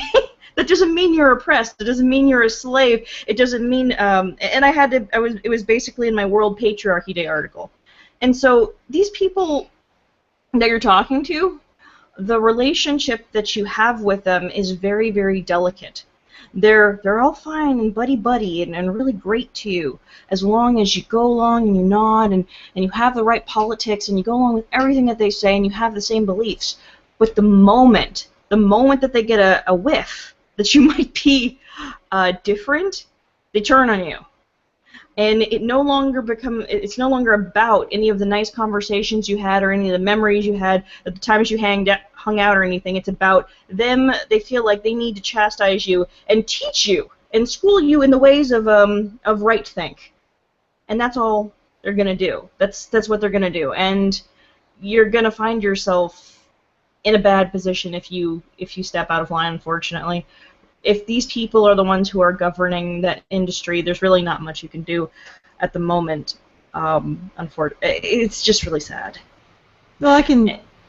Go ahead. And it's a similar thing in the graphic design industry. I remember everybody I went to school with was, for the most part, far left progressive. And I remember everybody, like the whole student lounge was filled to the brim when people were watching the Obama inauguration, and people were crying and everything. It was involved, and so it's that level. So best you can do is just say that if they bring up politics, ask them, do you think it's appropriate to discuss this in a workplace setting? I don't think this is appropriate discussion. Because, and those people will probably take it like, oh, yeah, because they'll accept it in the way, because that's the exact same thing they do. They try and say, oh, all these things are inappropriate, and if they try and do that, I mean, it makes them look like an asshole. Because the things that you don't bring up in polite conversation are politics, religion, stuff like that. And that's not appropriate conversation, is it? So you say that. Yeah, well, unfortunately, he's probably getting in a bit of problems because Hollywood, let's face it, Hollywood is about as fascist as you get, and authoritarian, and also sort of dull. But hopefully, honestly, the future for Hollywood is like eventually they're just going to be a fart in the wind. But until then, I guess keep your head down. Try not to I don't know. Just do what you can. Wait for the Red Pill movie to come out and see what happens. Am I being snotty about Hollywood? I think so. But No, I think you're being honest. Go ahead, Darren. Sorry, I have a quick question about the Red Pill movie. Is it pro-MRA or anti or neutral? Well, we don't know. We don't care. It actually lets us speak, so that's good enough. Well, okay. The one reason why we've been supporting it is because, like, Cassie has taken on 2 different topics in the past. One of them was the freedom to love or something like that about gay marriage. And people said they left the theater without knowing her, like the filmmaker's opinion on the subject, right? They didn't know what her opinion was. She was that fair and that objective and showed the best arguments from each side, right? So it wasn't just, sunshine, lollipops, and winged monkeys flying out of your butt on one gay marriage side, and then and then it was like the freaking yokel with like 8 teeth going, that's freaking gay, they just don't even know you're there, right? It wasn't like that. It didn't have an agenda. She did another one about birth control, sex education, comparing comprehensive sex education and abstinence-only sex education with a little bit of a deviation into chastity or purity balls, where teenage girls pledge their pledge their virginity to their dads and essentially say, I'm going to stay a virgin until I get married, and then their dad gives them a ring. It's like, it's kind of a weird thing that super religious Christian people in the States sometimes do, right? And people left that movie not knowing what the filmmaker's opinion on the topic was. And I'm sure she knew what her opinions on the topic were. I'm sure she went into the first one, the gay marriage one, being pro-gay marriage, and came out of it being pro-gay marriage. And I'm sure she went into the second one being pro-comprehensive sex ed and leaving it feeling the exact same way, right? This one's a little bit different in that her beliefs were seriously challenged, right?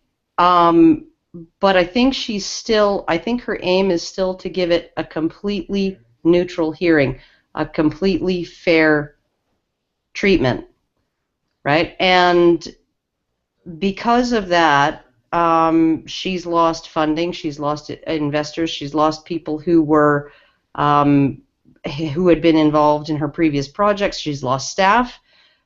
She has been rejected for grants from organizations that, organizations that would have funded, KKK, the Inside Story, hear it direct from the mouths of the KKK.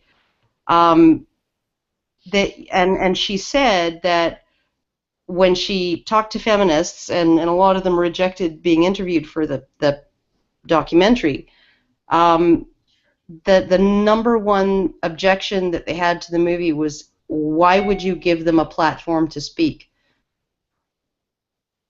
Right? So she said she's never experienced that, even with the gay marriage one.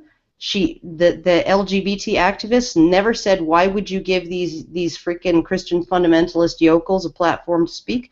They were like, no, we want them to speak because then they're going to prove our points. Yeah, they say that, right? See, here's them saying that. So essentially, it's been her experience that everybody that she has, and she's tackled controversial topics, and everybody involved has been really happy to be involved. I had super religious family members who did the purity ring thing, but they did it with the boys in the family, which I thought was interesting, that you said it was girls. Well, the girls, it's sort of like a Sweet 16 tradition in the States, but I can see it being for boys as well. I mean, I remember an episode of 17 Kids and Counting, or however many they have now, where the kids, the teenagers, were all walking down the street, and they see this girl walking the other way with wearing a tank top like me, right? And they warned their brothers, oh, here comes someone. Just put your eyes down on the sidewalk, right? Because you don't want to be tempted, and you don't want to look at that and be tempted to be impure, right? So I have no doubt, and I think this is one of the atrocious things about feminism and its constant focus on women, is that it completely ignores the way chastity for men and sexual restraint for men has been enforced right from the fucking get-go. I mean, like, like Dr. Kellogg recommended both circumcision for boys to quiet their sexual organ and reduce their excitation, right? Because this was during the nervous excitation theory of disease. It just being excited would make you sick, right? And he recommended clitoridectomy, or burning the clitoris with carbolic acid, to do the same for girls. And funnily enough, only one of those caught on. So, can I just point something odd out? We started with Hollywood and the social justice warrior fascism in Hollywood, and somehow we ended up with Kellogg's and circumcision. I just want to point out that this is how the Karen. It's less of a Karen tree and more like some sort of less of a Karen train and more like a Karen tree. It all goes back to the cornflakes, Allison. Yeah, all of it. Okay, Mike, get in there, slither in there, or push Okay. or shove. Slytherin. If I was anything, I'd be Slytherin, by the way, just for the sake of they don't like Potter. Okay, so what? So, I have this thing where I don't like to call anything talent. Right? It's a word that usually bugs me because it basically means a skill that you're born with, a skill that you didn't work for. But what gives me pause is this: the ability to make a documentary that is so objective that it causes the audience to walk out on grounds that it's too objective. I don't think I could do that if I tried to make a documentary about Well, this. I don't think she's. I don't think I could do that. There's no way I could trust myself to keep Karen, my. Karen, let him finish his point. No, I'm in babble territory now. No, but it's I couldn't make a documentary that was that objective. But so it's very important that we keep people in the world who are capable of doing that, because I think there's very few people on either side of this argument who are even, as I say, philosophically capable of doing that, including myself. This is why I stick to just making people laugh and doing little stuff. That's as much as I can commit to be honest. But this is a person who really can do whatever it takes to offend whoever must be offended by the objective truth. Well, and the other thing is that you really want to look at the situation. This is a situation of censorship.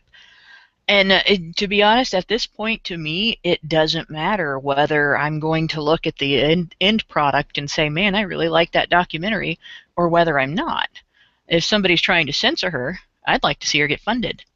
Just because I don't think that censorship, whether it's ideological censorship or religious censorship, government censorship, any of that, should be used to prevent the exchange of ideas. The free exchange of ideas is probably the most important thing with relation to the growth and development of our culture. And if we start cutting that off, if we don't like those ideas, what we're really doing is cutting off the growth and development of our culture. And we'll stunt ourselves as a culture. And, as far as objectivity goes, I don't have my doubts. I do think that she's going to be objective, partly because I don't think feminists would have blocked funding for this if it wasn't objective. If it was pro-feminist and anti-MRA, they'd have been throwing money at it left and right. So I do expect it to be objective. I can't imagine she'd turn down free money. Well, if it just right. To spin a certain way. And she did say, like I had a write up for this because there were different articles I read. The article that Milo Yiannopoulos wrote for Breitbart, and also the writing that she put up on the Kickstarter, and some of the things that she said in her AMA. And basically, she ran up against a problem of any source that was connected to feminism, or any source that was an establishment-connected source, all demanded creative control over the documentary. This is something that's like unheard of.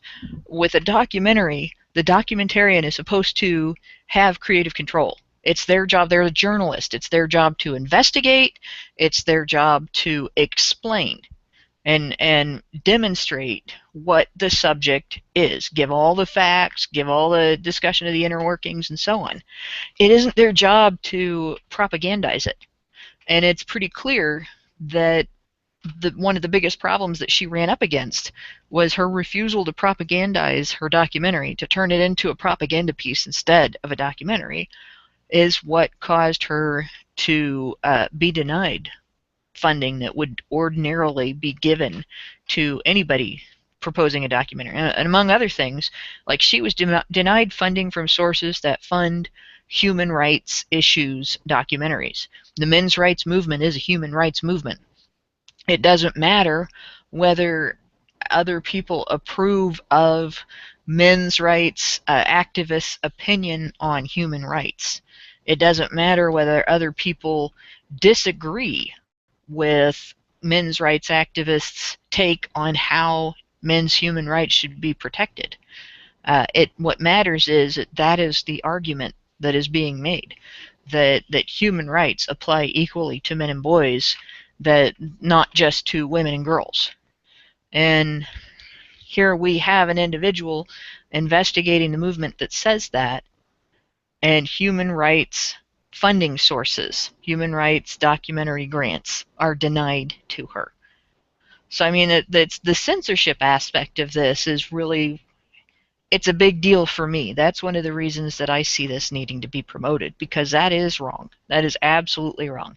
Even if the documentary were going to be entirely critical of all gender issues movements and simply say, you know, there shouldn't be any gender issues movements. We should just have a human rights movement and everybody shut up about gender issues. Fine. Don't censor it. You know, watch it, discuss it, disagree with it, agree with it, whatever. But don't censor it. Don't deny funding that is traditionally given to documentaries of this nature simply because you have an ideological difference of opinion with the group that's being covered. Okay, I'm going to call it. Let's just go over the red pill topic right now. So if anybody has any commentary on the red pill,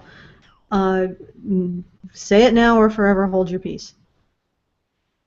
It's going once, going twice.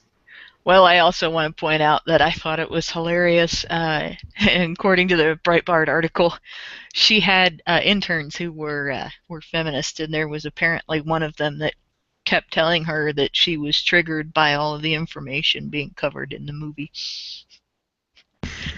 Oh well, of course. saying that human rights apply equally not just to women and girls but also to men and boys is triggering. All right. Well, we've strayed quite a ways from social justice warrior fascism in Hollywood, but I would like to take this in another completely now for something completely different, hey, but related. I think that probably Hollywood will.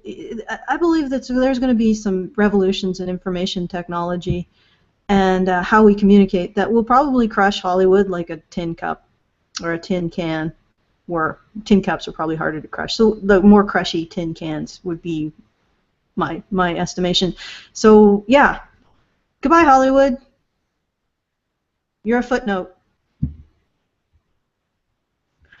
Yeah, crush Tinseltown like a tin can. Yeah, let's get the what is that word? Mike knows the word. When you use lots of the same sounds in a sentence. Alliteration. Oh, thank you, Karen. You're always good for that. Like That's explaining stuff. No, I can't remember whether I sewed my ass onto my head today. Like I literally can't remember. Like you know me. I was like, what was that thing that I was supposed to write for today's show, right? And you just put it in the chat box, like 3 comments up. You're like, Thunderfoot, Laughing Witch, do it. And I was like, what's she on about? And then I was going to ask you, what am I supposed to do this week? And then I was like, oh, wait a minute. But you have the names for things, which is good. Yeah, I guess I do. Mike, did you say something sarcastic? Because I don't want to miss that. Well, I was going to say it was funny that you went straight to being able to crush a tin can. That's Alison and her crazy futurism. But you see, you're not thinking with portals. You're not thinking with singularities. We're going to be able to crush a tin can just like that with the technology that we're getting. So yes, Tinseltown, you are a tin can. You're very difficult for a human to crush with their own hands, but we have more than human hands now. We have steel. It's called Kegels, guys. It's called Kegels. Oh, you went there, did you? Hey, am I the only one that remembers that chick that went on Jay Leno that could crush beer cans with her boobs? I'm apparently the only one. She I remember. Throw it down on the can, and it would just like. And every time she did it, I was like, ow, ow. It looked like she had like cement or like sand in her boobs. Yeah, I know. Like these were gallon jugs too. These were not small. You know, this was not an A cup, okay. But she lifted it up and let it fall down, and it like flattened. Like a dead weight. How could they be so heavy? How could they be so heavy? They had to have been implants. It could have been, but you gotta understand that your boobs are mostly water, and water weighs quite a bit. In fact, a gallon jug of water weighs approximately 8 pounds. And water has a lot of like resistance. Yeah. All I'm gonna say is, Fat, though, right? There's a lot of fat, and fat has about half the density of water. Yeah, fat actually has a lot of water in it too. But all I'm gonna say is that you probably shouldn't try and tell her to calm her tits. Just saying. No, not unless you want her to hit you with them. But that said, there is one other thing I wanted to point out about the red pill movie situation, since we're probably not going to discuss it again, and it's something that is I have a write up on the show page, but once the Breitbart article came out, she made her funding goal, her Kickstarter funding goal. Prior to that, she had only made about 26,000 or something like that. Out of the 97,000 that she was looking for, she's already hit her first stretch goal, which allows it to be released in an Oscar qualifying manner. And I'm not entirely sure all of what all that entails, but she has a second stretch goal of 175,000, which would take it from low budget to professional quality production. There is one other reason to stretch for that quality goal, and it isn't so that she can get that, but apparently there's been some discussion, and this is something that I'm not up on. I couldn't find an original source for it, so all I know is that at this point I'm reporting a rumor, so I'm reporting it as a rumor, but that doesn't mean that it is false. It simply means it's not confirmed. The rumor basically is that there are some feminists who have contributed to the Kickstarter, claiming basically that they're going to help fund this with the intent to, at the last minute, withdraw their funds so that the Kickstarter will fail. If it fails, she doesn't get any of the money. It would take, thousands of dollars of fake contribution for that to happen. But if somebody pledged $10,000, that's a big chunk right there.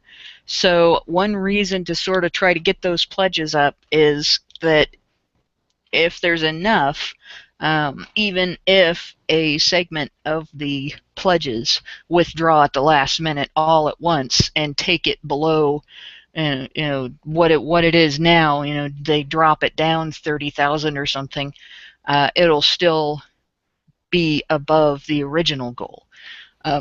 Right now it's approximately 135, so it needs about 40,000 to get to the second stretch goal, but that could be done. No, and I want this to be like a Sarkeesian Kickstarter moment. I really do. I want this to be one of those cases where somebody gets much more than what they asked for, many times more than what they asked for, because I mean, like, if this film is sort of like the breakthrough, the breakthrough that brings all of this out into the open and makes it mainstream and all of that, she'll be okay, right? She'll be okay. She'll find work again, right? But if it bombs, right? Because there's just no telling how well this documentary is going to do. There's no telling whether Netflix is going to pick it up, which I know she would like, right? There's no telling any of that. And in fact, Netflix negotiates contracts individually with the different movies, so they, like, she may end up, if she's like completely, if there's no demand for this movie whatsoever or very little demand, she may end up having to practically give it away on Netflix, and work as a fucking barista. I mean, she's already blown through all of her savings, right? She's already done a huge amount of the work just on her own, not paying herself for it. If she's on the unemployment line when this movie comes out because of the fact that she kept her integrity, I'd really like her to have a little bit of a cushion. That's all I gotta say. All right. Shall we do the final news item? We have lots more mail, but unfortunately, I think that it might be an excessive amount. So let's do the last news item. Rachel. Okay, last news. Rachel, now. Oh, jeez. Like, this Sex is and feminist. this is a fantastic. This is a fantastic story, and I think it's really telling. So anyway, there's about 2 articles that have come out on New York Magazine, but they're not the first that we've seen like this. And these articles are talking about what it's like to be dating and having sex as a feminist. And I know that this might come as a shock to you, but or no shock at all, because really it shouldn't be a shock. They have a lot of problems in that department, because apparently saying things like, oh, by the way, I'm an anti-rape activist and I know the police officer down the street, yeah, that's not the best pickup line in the world. And so the first article is called "The Game is Rigged," and it's where Rebecca Tracer talks about how these feminists are having a lot of sex, but they're also having a lot of bad sex. And it seems to be the reason behind this, or at least the reason that this is going on, is because they don't think to themselves, maybe I should tell this guy, this stranger, a little bit, what I like. Like, in between moans and stuff. Just, give him a hint. Instead, they're calling it male entitlement. They're saying that the reason why these girls they're not orgasming, they're not climaxing, isn't because they're not taking responsibility for their own orgasms or anything like that, or having any kind of self-reliance sexually. It's because of male entitlement, and the man is really, really selfish, and he wants to get off and everything. Well, here's the thing: how is he supposed to know that it's not doing it for you if you don't say anything? But these women aren't doing anything like that. But also on the dating field, you have an article by Allison P. Davis, which is saying hooking up when you're an anti-rape activist. And so basically she talks about how hard it is for her to hook up in hookup culture and everything like that when she's an anti-rape activist, and she's complaining, not Rebecca, but the activist she talked to was endlessly complaining about how telling the guys what she does and telling them not to be a creep beforehand was a turnoff for these guys. Who are like, oh my gosh, how dare they? How dare they get turned off when I tell them that I'm an anti-rape activist and I'm involved in all of these things. It's just kind of funny, but yeah, this is the surprise of the year, I suppose. Feminists are having bad sex and having problems getting into relationships and they can't figure out at all why. Yeah, it might be because they're all entitled assholes that think they're better than everybody else and feel completely justified in judging and shaming people in a way that they would object to if it was done to them. And they expect people to be psychic and know what's on their minds at all times without being told. I mean, that's kind of a little bit of a hint there. You think about it, pretty much the underlying theme of this is men exist to serve women. It's in this particular set of stories, it's men exist to serve women sexually, and so a man shouldn't feel slighted or judged or shamed or unjustifiably mistreated, unjustifiably shamed or unjustifiably judged when he's automatically treated like a rapist in waiting by the girl he's asked out on a date. Like the idea that she's basically engaging in the same behavior that feminists would call slut shaming. If a guy came along and said, now I don't plan on having sex tonight because his girlfriend's skirt was cut so high you could see the bottoms of her butt cheeks, and at the same time you have the other article treating men as though they're supposed to automatically know everything about women sexually, when you have the first article shaming men for having a sexual interest in women. I mean, which is it supposed to be? Are they supposed to have a sexual interest, or are they supposed to be ignorant and not have any knowledge? Because you can't have a lack of sexual interest in women and yet know how to please women. I mean, that would be kind of impossible. You don't learn about things that you don't take an interest in. It's why people flunk out of topics that they think are boring. And, you know, a lot of people that are having difficulty in school because they don't study those. They don't put the time into learning about them. They don't make, you know, so. And then, of course, if there's a complete dearth of information, then how are they supposed to learn at all? And why are these women so focused on laying back and letting someone else take care of them when in a partnership your focus is supposed to be on the togetherness, including a focus on your partner? I mean, if he's responsible for her orgasm, then she should be responsible for his too. You know, what are these kids being taught by their parents and in their sex education classes if they're coming out of it with the same gender dynamics that were handed to both sexes during the Victorian age? Obviously, we haven't really progressed all that much, have we?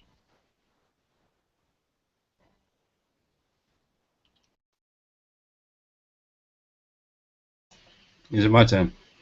Yes, just jump in. All right. Anti-rape activists. I mean, were these the same anti-rape activists who were reported all over the news after someone discovered anti-rape nail polish?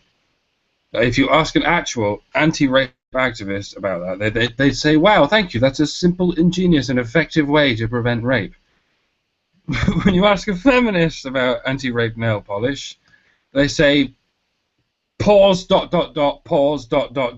How the fuck is this supposed to help us demonize men?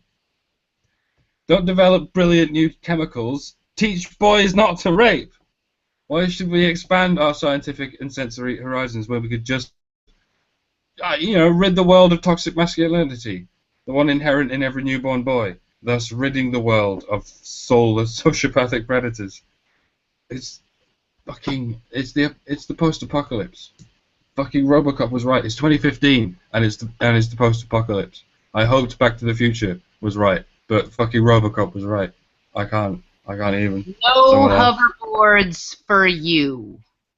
None. No hoverboards. Done. Next. Come on. Because it's not Back to the Future, is what I'm getting. I got you. Theron. It's me. Yeah, it's my turn.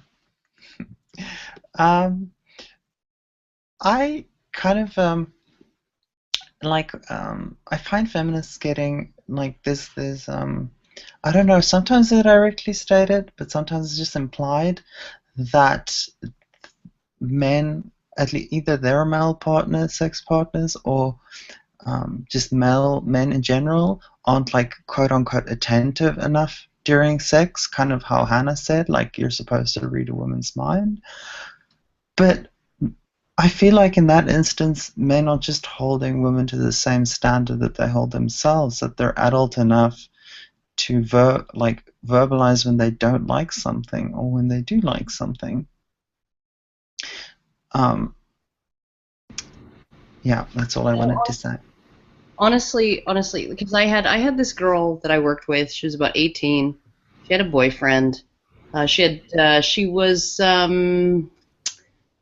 Puerto Rican maybe.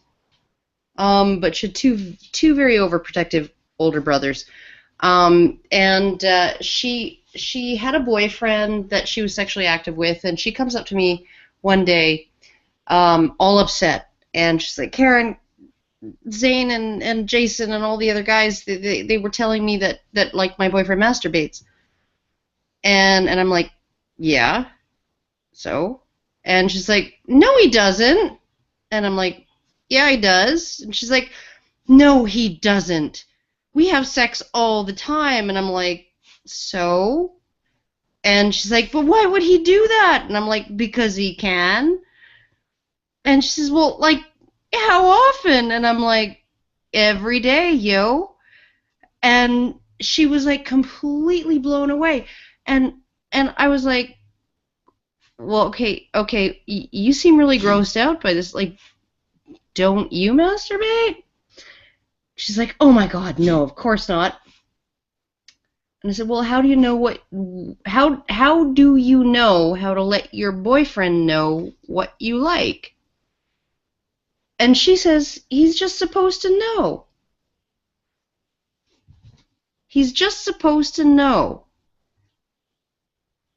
And it's like putting all it, like Jim Jeffries said, it's not you that makes us come, ladies. It's the filthy thoughts in our head that makes us come. We make us come. Us men, we make ourselves come from the filthy thoughts in our heads, not from you, right? Men are taking responsibility for everybody sexually, right? And women don't feel any sense of responsibility even just to get themselves off, even just to know what they like. Figure out what they like. It's a really sad thing. And when I think of... And that's where all of this yes means yes and all this whole new conception of rape comes from. It seems like is like women or feminists who had bad experiences during sex, like they had a bad sexual experience, and then they want to turn it into, well, it's everyone else's fault. It's actually rape. Who hasn't had a bad sexual experience? Right? How bad? Who hasn't been like, right, almost, you're almost there, and then he leans his elbow on your fucking hair, right? Yeah, but that's not particularly bad. That's slightly annoying. Well, I've had sexual experiences where I just did it because I had to, basically, because I felt like I had a responsibility. I don't feel like I was raped. I made that choice. To fulfill a responsibility. Exactly. I think anybody in a long-term relationship will feel a responsibility to provide their partner with a sex life. Nobody gets with somebody in a long-term relationship or a marriage thinking, I hope I never have sex again, right? Like that's not how things work, right? You have a responsibility to your long-term partner if you want to keep them to be an equal partner in keeping your sex life alive. That's your job as a partner. Yeah, I have a theory, and this is just a theory, and this is just from all this time that I've spent on Tumblr and seeing how these feminists will talk about sex and things like that. There are certain kinds of sexual dysfunction that can arise from people who are religious and stay virgins for years, right? And so they learn and this is not every religious person, mind you, but there are some people who they grow up thinking, okay, sex bad, and then suddenly they get married, and so and they have problems turning that off. Who knew? I have a hard time turning off that thing in their brain that's been telling them this whole time, sex bad. And so if we're teaching all of these women now in this hyper-progressive situation, this crazy social justice era that we're living in, that all of these things are really, really bad, and you want to make sure that you're not raped, and they spend all their time talking about rape, and they spend all their time talking about how men are bad. When it comes down to fucking them, it doesn't matter how attracted they are. Maybe they're having some serious problems turning that off. And so you really could not expect even a man with amazing skills, like the sexual skills of a god, to get these women off, because maybe they're having a problem turning off that thing in their brain that's been saying men bad, men oppressors, patriarchy, and then they don't turn it off in their brain. If you're going to talk about rape 10 times more often than you talk about just sex, then of course you're going to start misconstruing the two, and you're going to just think of all sex as bad. Sex bad. Yeah, no, and like on top of that, I think that a lot of these women like, and I'm just going anecdotally by the, I don't know, 14 women that my boyfriend managed to bang in the year that he met me. And most of them were feminist hippie chicks. And most of them said that they had serious hang-ups about sex. Like serious, like flat out told him, right, like, oh, I have problems lubricating. Oh, I have issues with, I sometimes I get tense, right? And he just said, okay, well, I want us to be, everybody to be safe and comfortable and have a good experience. So anything you want me to, anytime you want me to stop or back off, you just let me know. That's fine. Not going to be mad, nothing, right? It's all cool, right? Other than that, I'm just going to do what I want to do. I'm just going to do what I want to do, and I'm going to take what I want to take. And the hilarious thing is, he's like, these women who were talking to him previously, like an hour before, about all of their hang-ups, were like, oh my God, that was incredible. Let's do it again afterwards. Right? Because he just took all of that fucking rhetoric and all of that baggage and all of that bullshit out of it, and he's just like, okay, you want me to stop? That's cool. I'm not here to hurt you, but I'm just going to do what I want to do. And it was just like, bam, multiples. I think a big part of the underlying problem with the current environment is that feminists aren't, they're teaching young girls to treat sex differently than it actually is. They're not treating it like an intimate interaction between lovers, people that are making a connection with each other, that are focused on each other and into each other. They're treating it like an individual experience that the woman has at the hands of a man, and it's either provided or inflicted. And they're not thinking about his experience at all. They're not thinking about engaging with him and enjoying his reactions to them and showing him their reactions to him. They're not thinking about communication. And then they get all wrapped up in all of these misconceptions that have been dumped on them by feminists. Women really, the younger generation of women especially, should be just livid at feminists for the way that they have wrecked their understanding of intimacy, because they've robbed them of something that is an especially wonderful experience, like the ability to make somebody else feel good and enjoy their reaction and look into that person's eyes and see them loving you and caring about you and appreciating what you're doing, and to return that and have that back and forth exchange.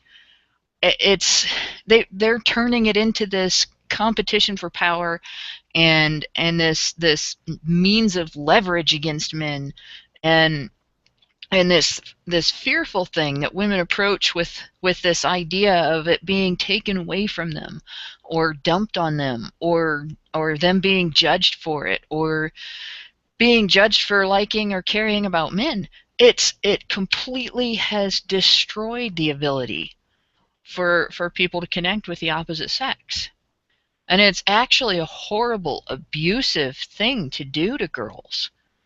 And the culture that it's created, the modern version of hookup culture, where people just, they get together and they screw for a night, and they don't even make enough connection that each of them can trust that the other one is going to come out of it with a positive memory of the experience, and that they themselves might come out of it with a negative memory of the experience and question whether or not they were willing to do what they were willing to do because they're not happy about it later. That's horrible. It's actually abusive. What feminists have inflicted on the millennial generation is so horribly abusive. It's essentially the destruction of the ability to form genuine, loving, intimate partnerships. and enjoy genuine, loving, intimate sex. And what a terrible, terrible thing to take away. Anna, get up in there. Anna. Anna. Where have you gone?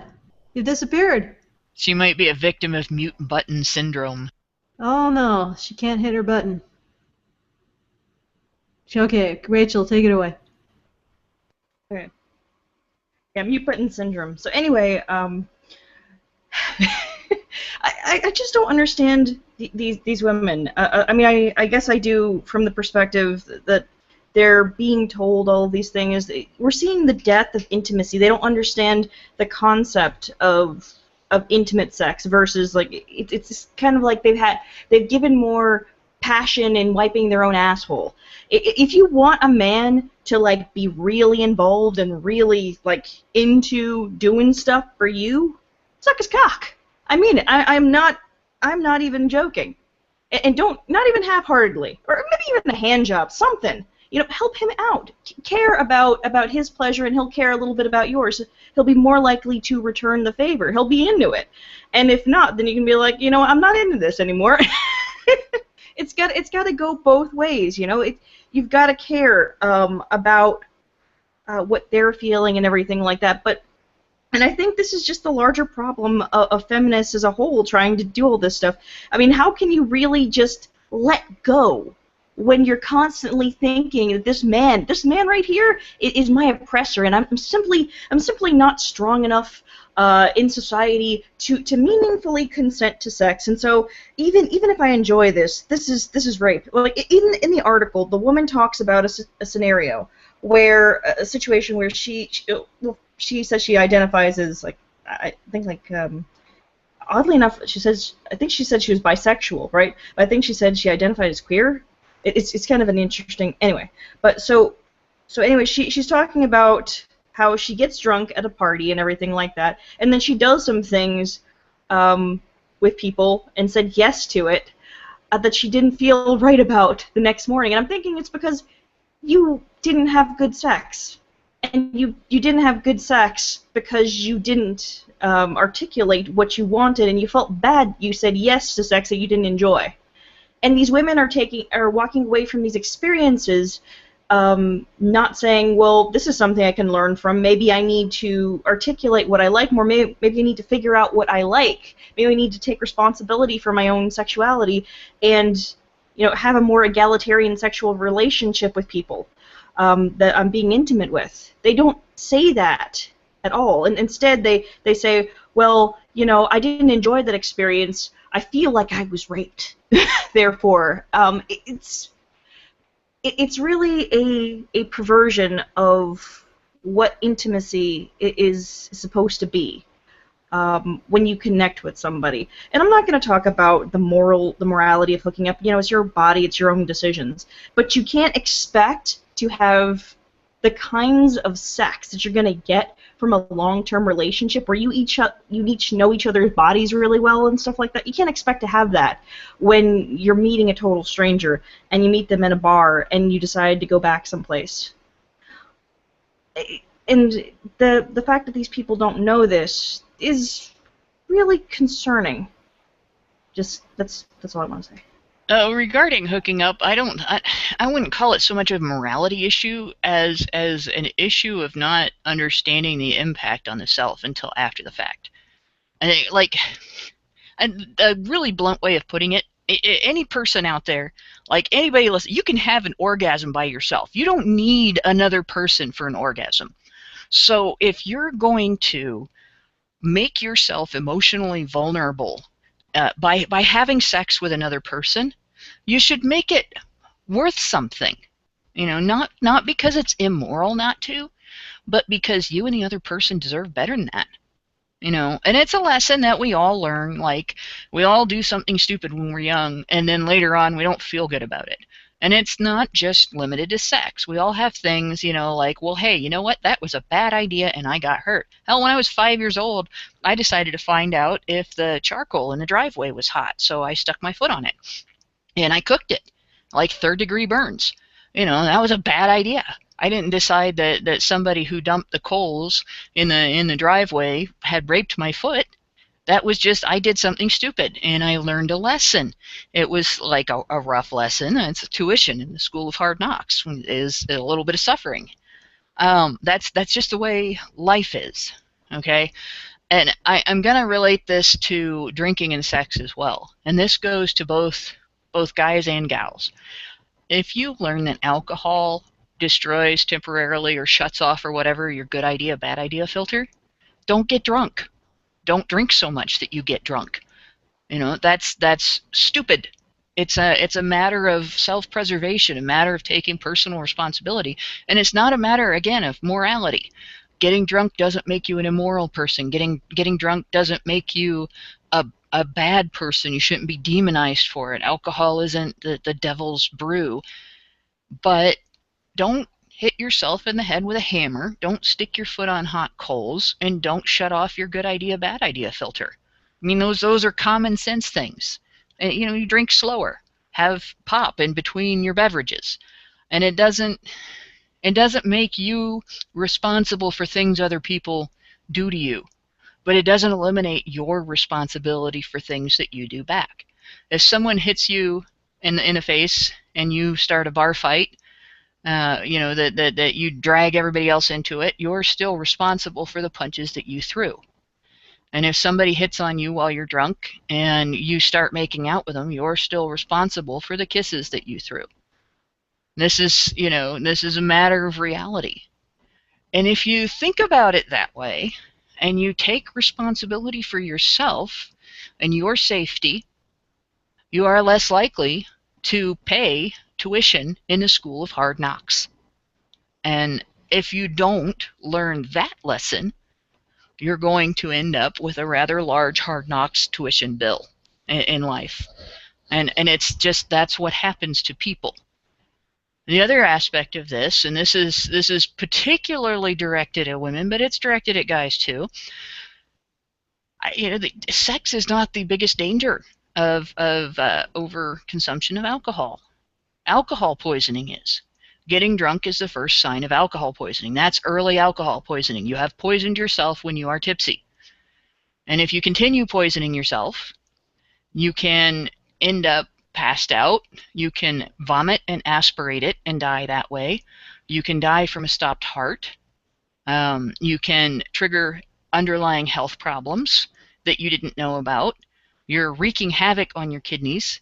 And if you do it a lot for a long time, years and years, you can destroy your liver. And there is an immeasurable amount of suffering that comes from that. So it really is wise to enjoy your alcohol, but enjoy it in moderation. Don't be plowed all the time. Don't drink for the sake of removing your consciousness. Just enjoy a couple of brews and just leave it at that. Know your limit. Yeah, I want to kind of echo what Hannah was saying and just relay my personal experience coming from a place like South Africa, coming here and witnessing the how people treat alcohol here like it's not a big deal. Alcohol is a hard drug. It's dangerous. I mean, we knew that in South Africa. We knew what we were getting ourselves into, and we took responsibility for it. You know, in South Africa, where crime is so high, you can't even trust the police because they will beat you to shit if they feel like it. You are responsible for your own body and your own life, and the best way to do that is to make better decisions. And that's kind of turned me into quite a conservative when it comes to rape. I don't think that rape is any different whether you're sober or drunk. If you provided you decided to get drunk. If you're being forced to have sex, you're being raped. But if you're willingly engaged in sex, it doesn't matter whether you're drunk or not, you're willingly engaged in sex and you decided to get drunk. So this is a very, very, to me, it's like a symptom of Western decadence. This idea that you can get drunk and not be responsible. I mean, can I seriously say that I can go to the police station after getting a DUI and say, no, I didn't consent to getting in the car because I was drunk. Sorry, I'm gonna refute this DUI somehow. Like, it doesn't work that way. And I'm all for freedom, but with freedom comes personal responsibility. And I wish people here, like just everywhere in general, would realize that. And I feel like it's especially coming down on women. They're not expected to take responsibility as much. You know, women shouldn't have to have a rape whistle. But women shouldn't have to be weary or have to worry about getting too drunk. Women shouldn't have to. Well, the reality is that there's evil out there, and you, as a moral person, you're the better one. At least in South Africa, that was the kind of mentality. You're the smart one, so be the better person, and don't go into the shady areas of town. Don't be an idiot, because that evil person is evil. What they're going to do, what they're going to do. You can only control your choices, so make better damn choices. My rant's over now. I got one more thing to add to this, because there's a lot of people mentioning it in the chat. Not everybody's limits are the same. I, for instance, am a lightweight because my metabolism has slowed down significantly from what it was when I was younger.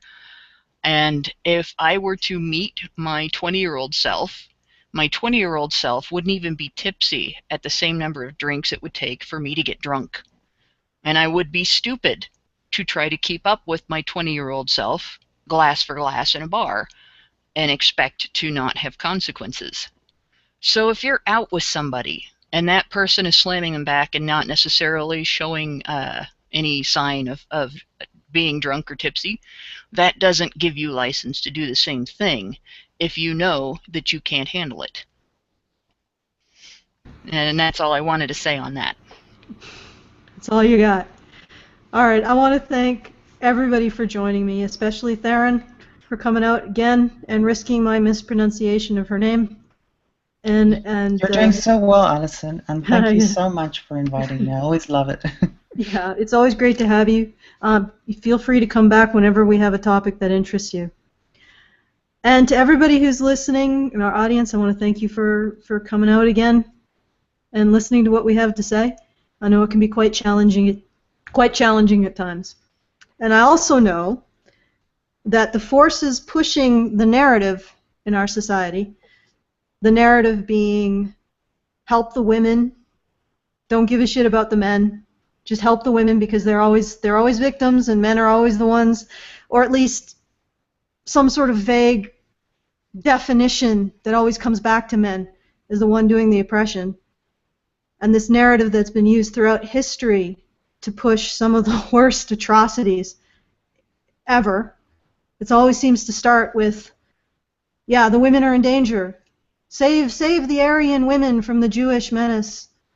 Save the southern white women from the black man and his gigantic rapacious libido.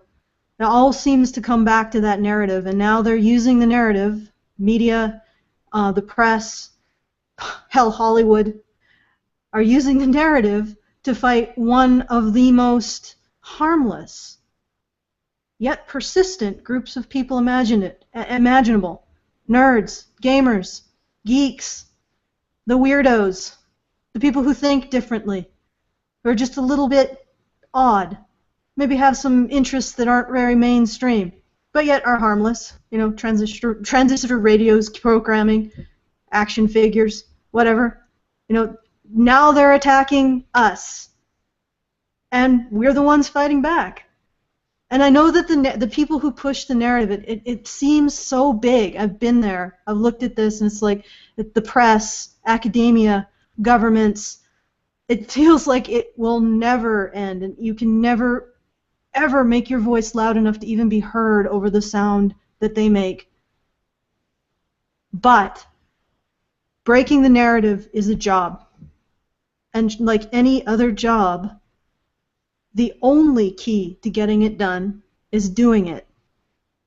And we here at Honey Badger Radio have the drive, the skills, and the skepticism to get that job done. To not just point out the stupidity of the narrative, but figure out why smart people believe stupid things. All we need is resources. So feed the fucking badger. www.patreon.com/honeybadgerradio, and let's get this thing done.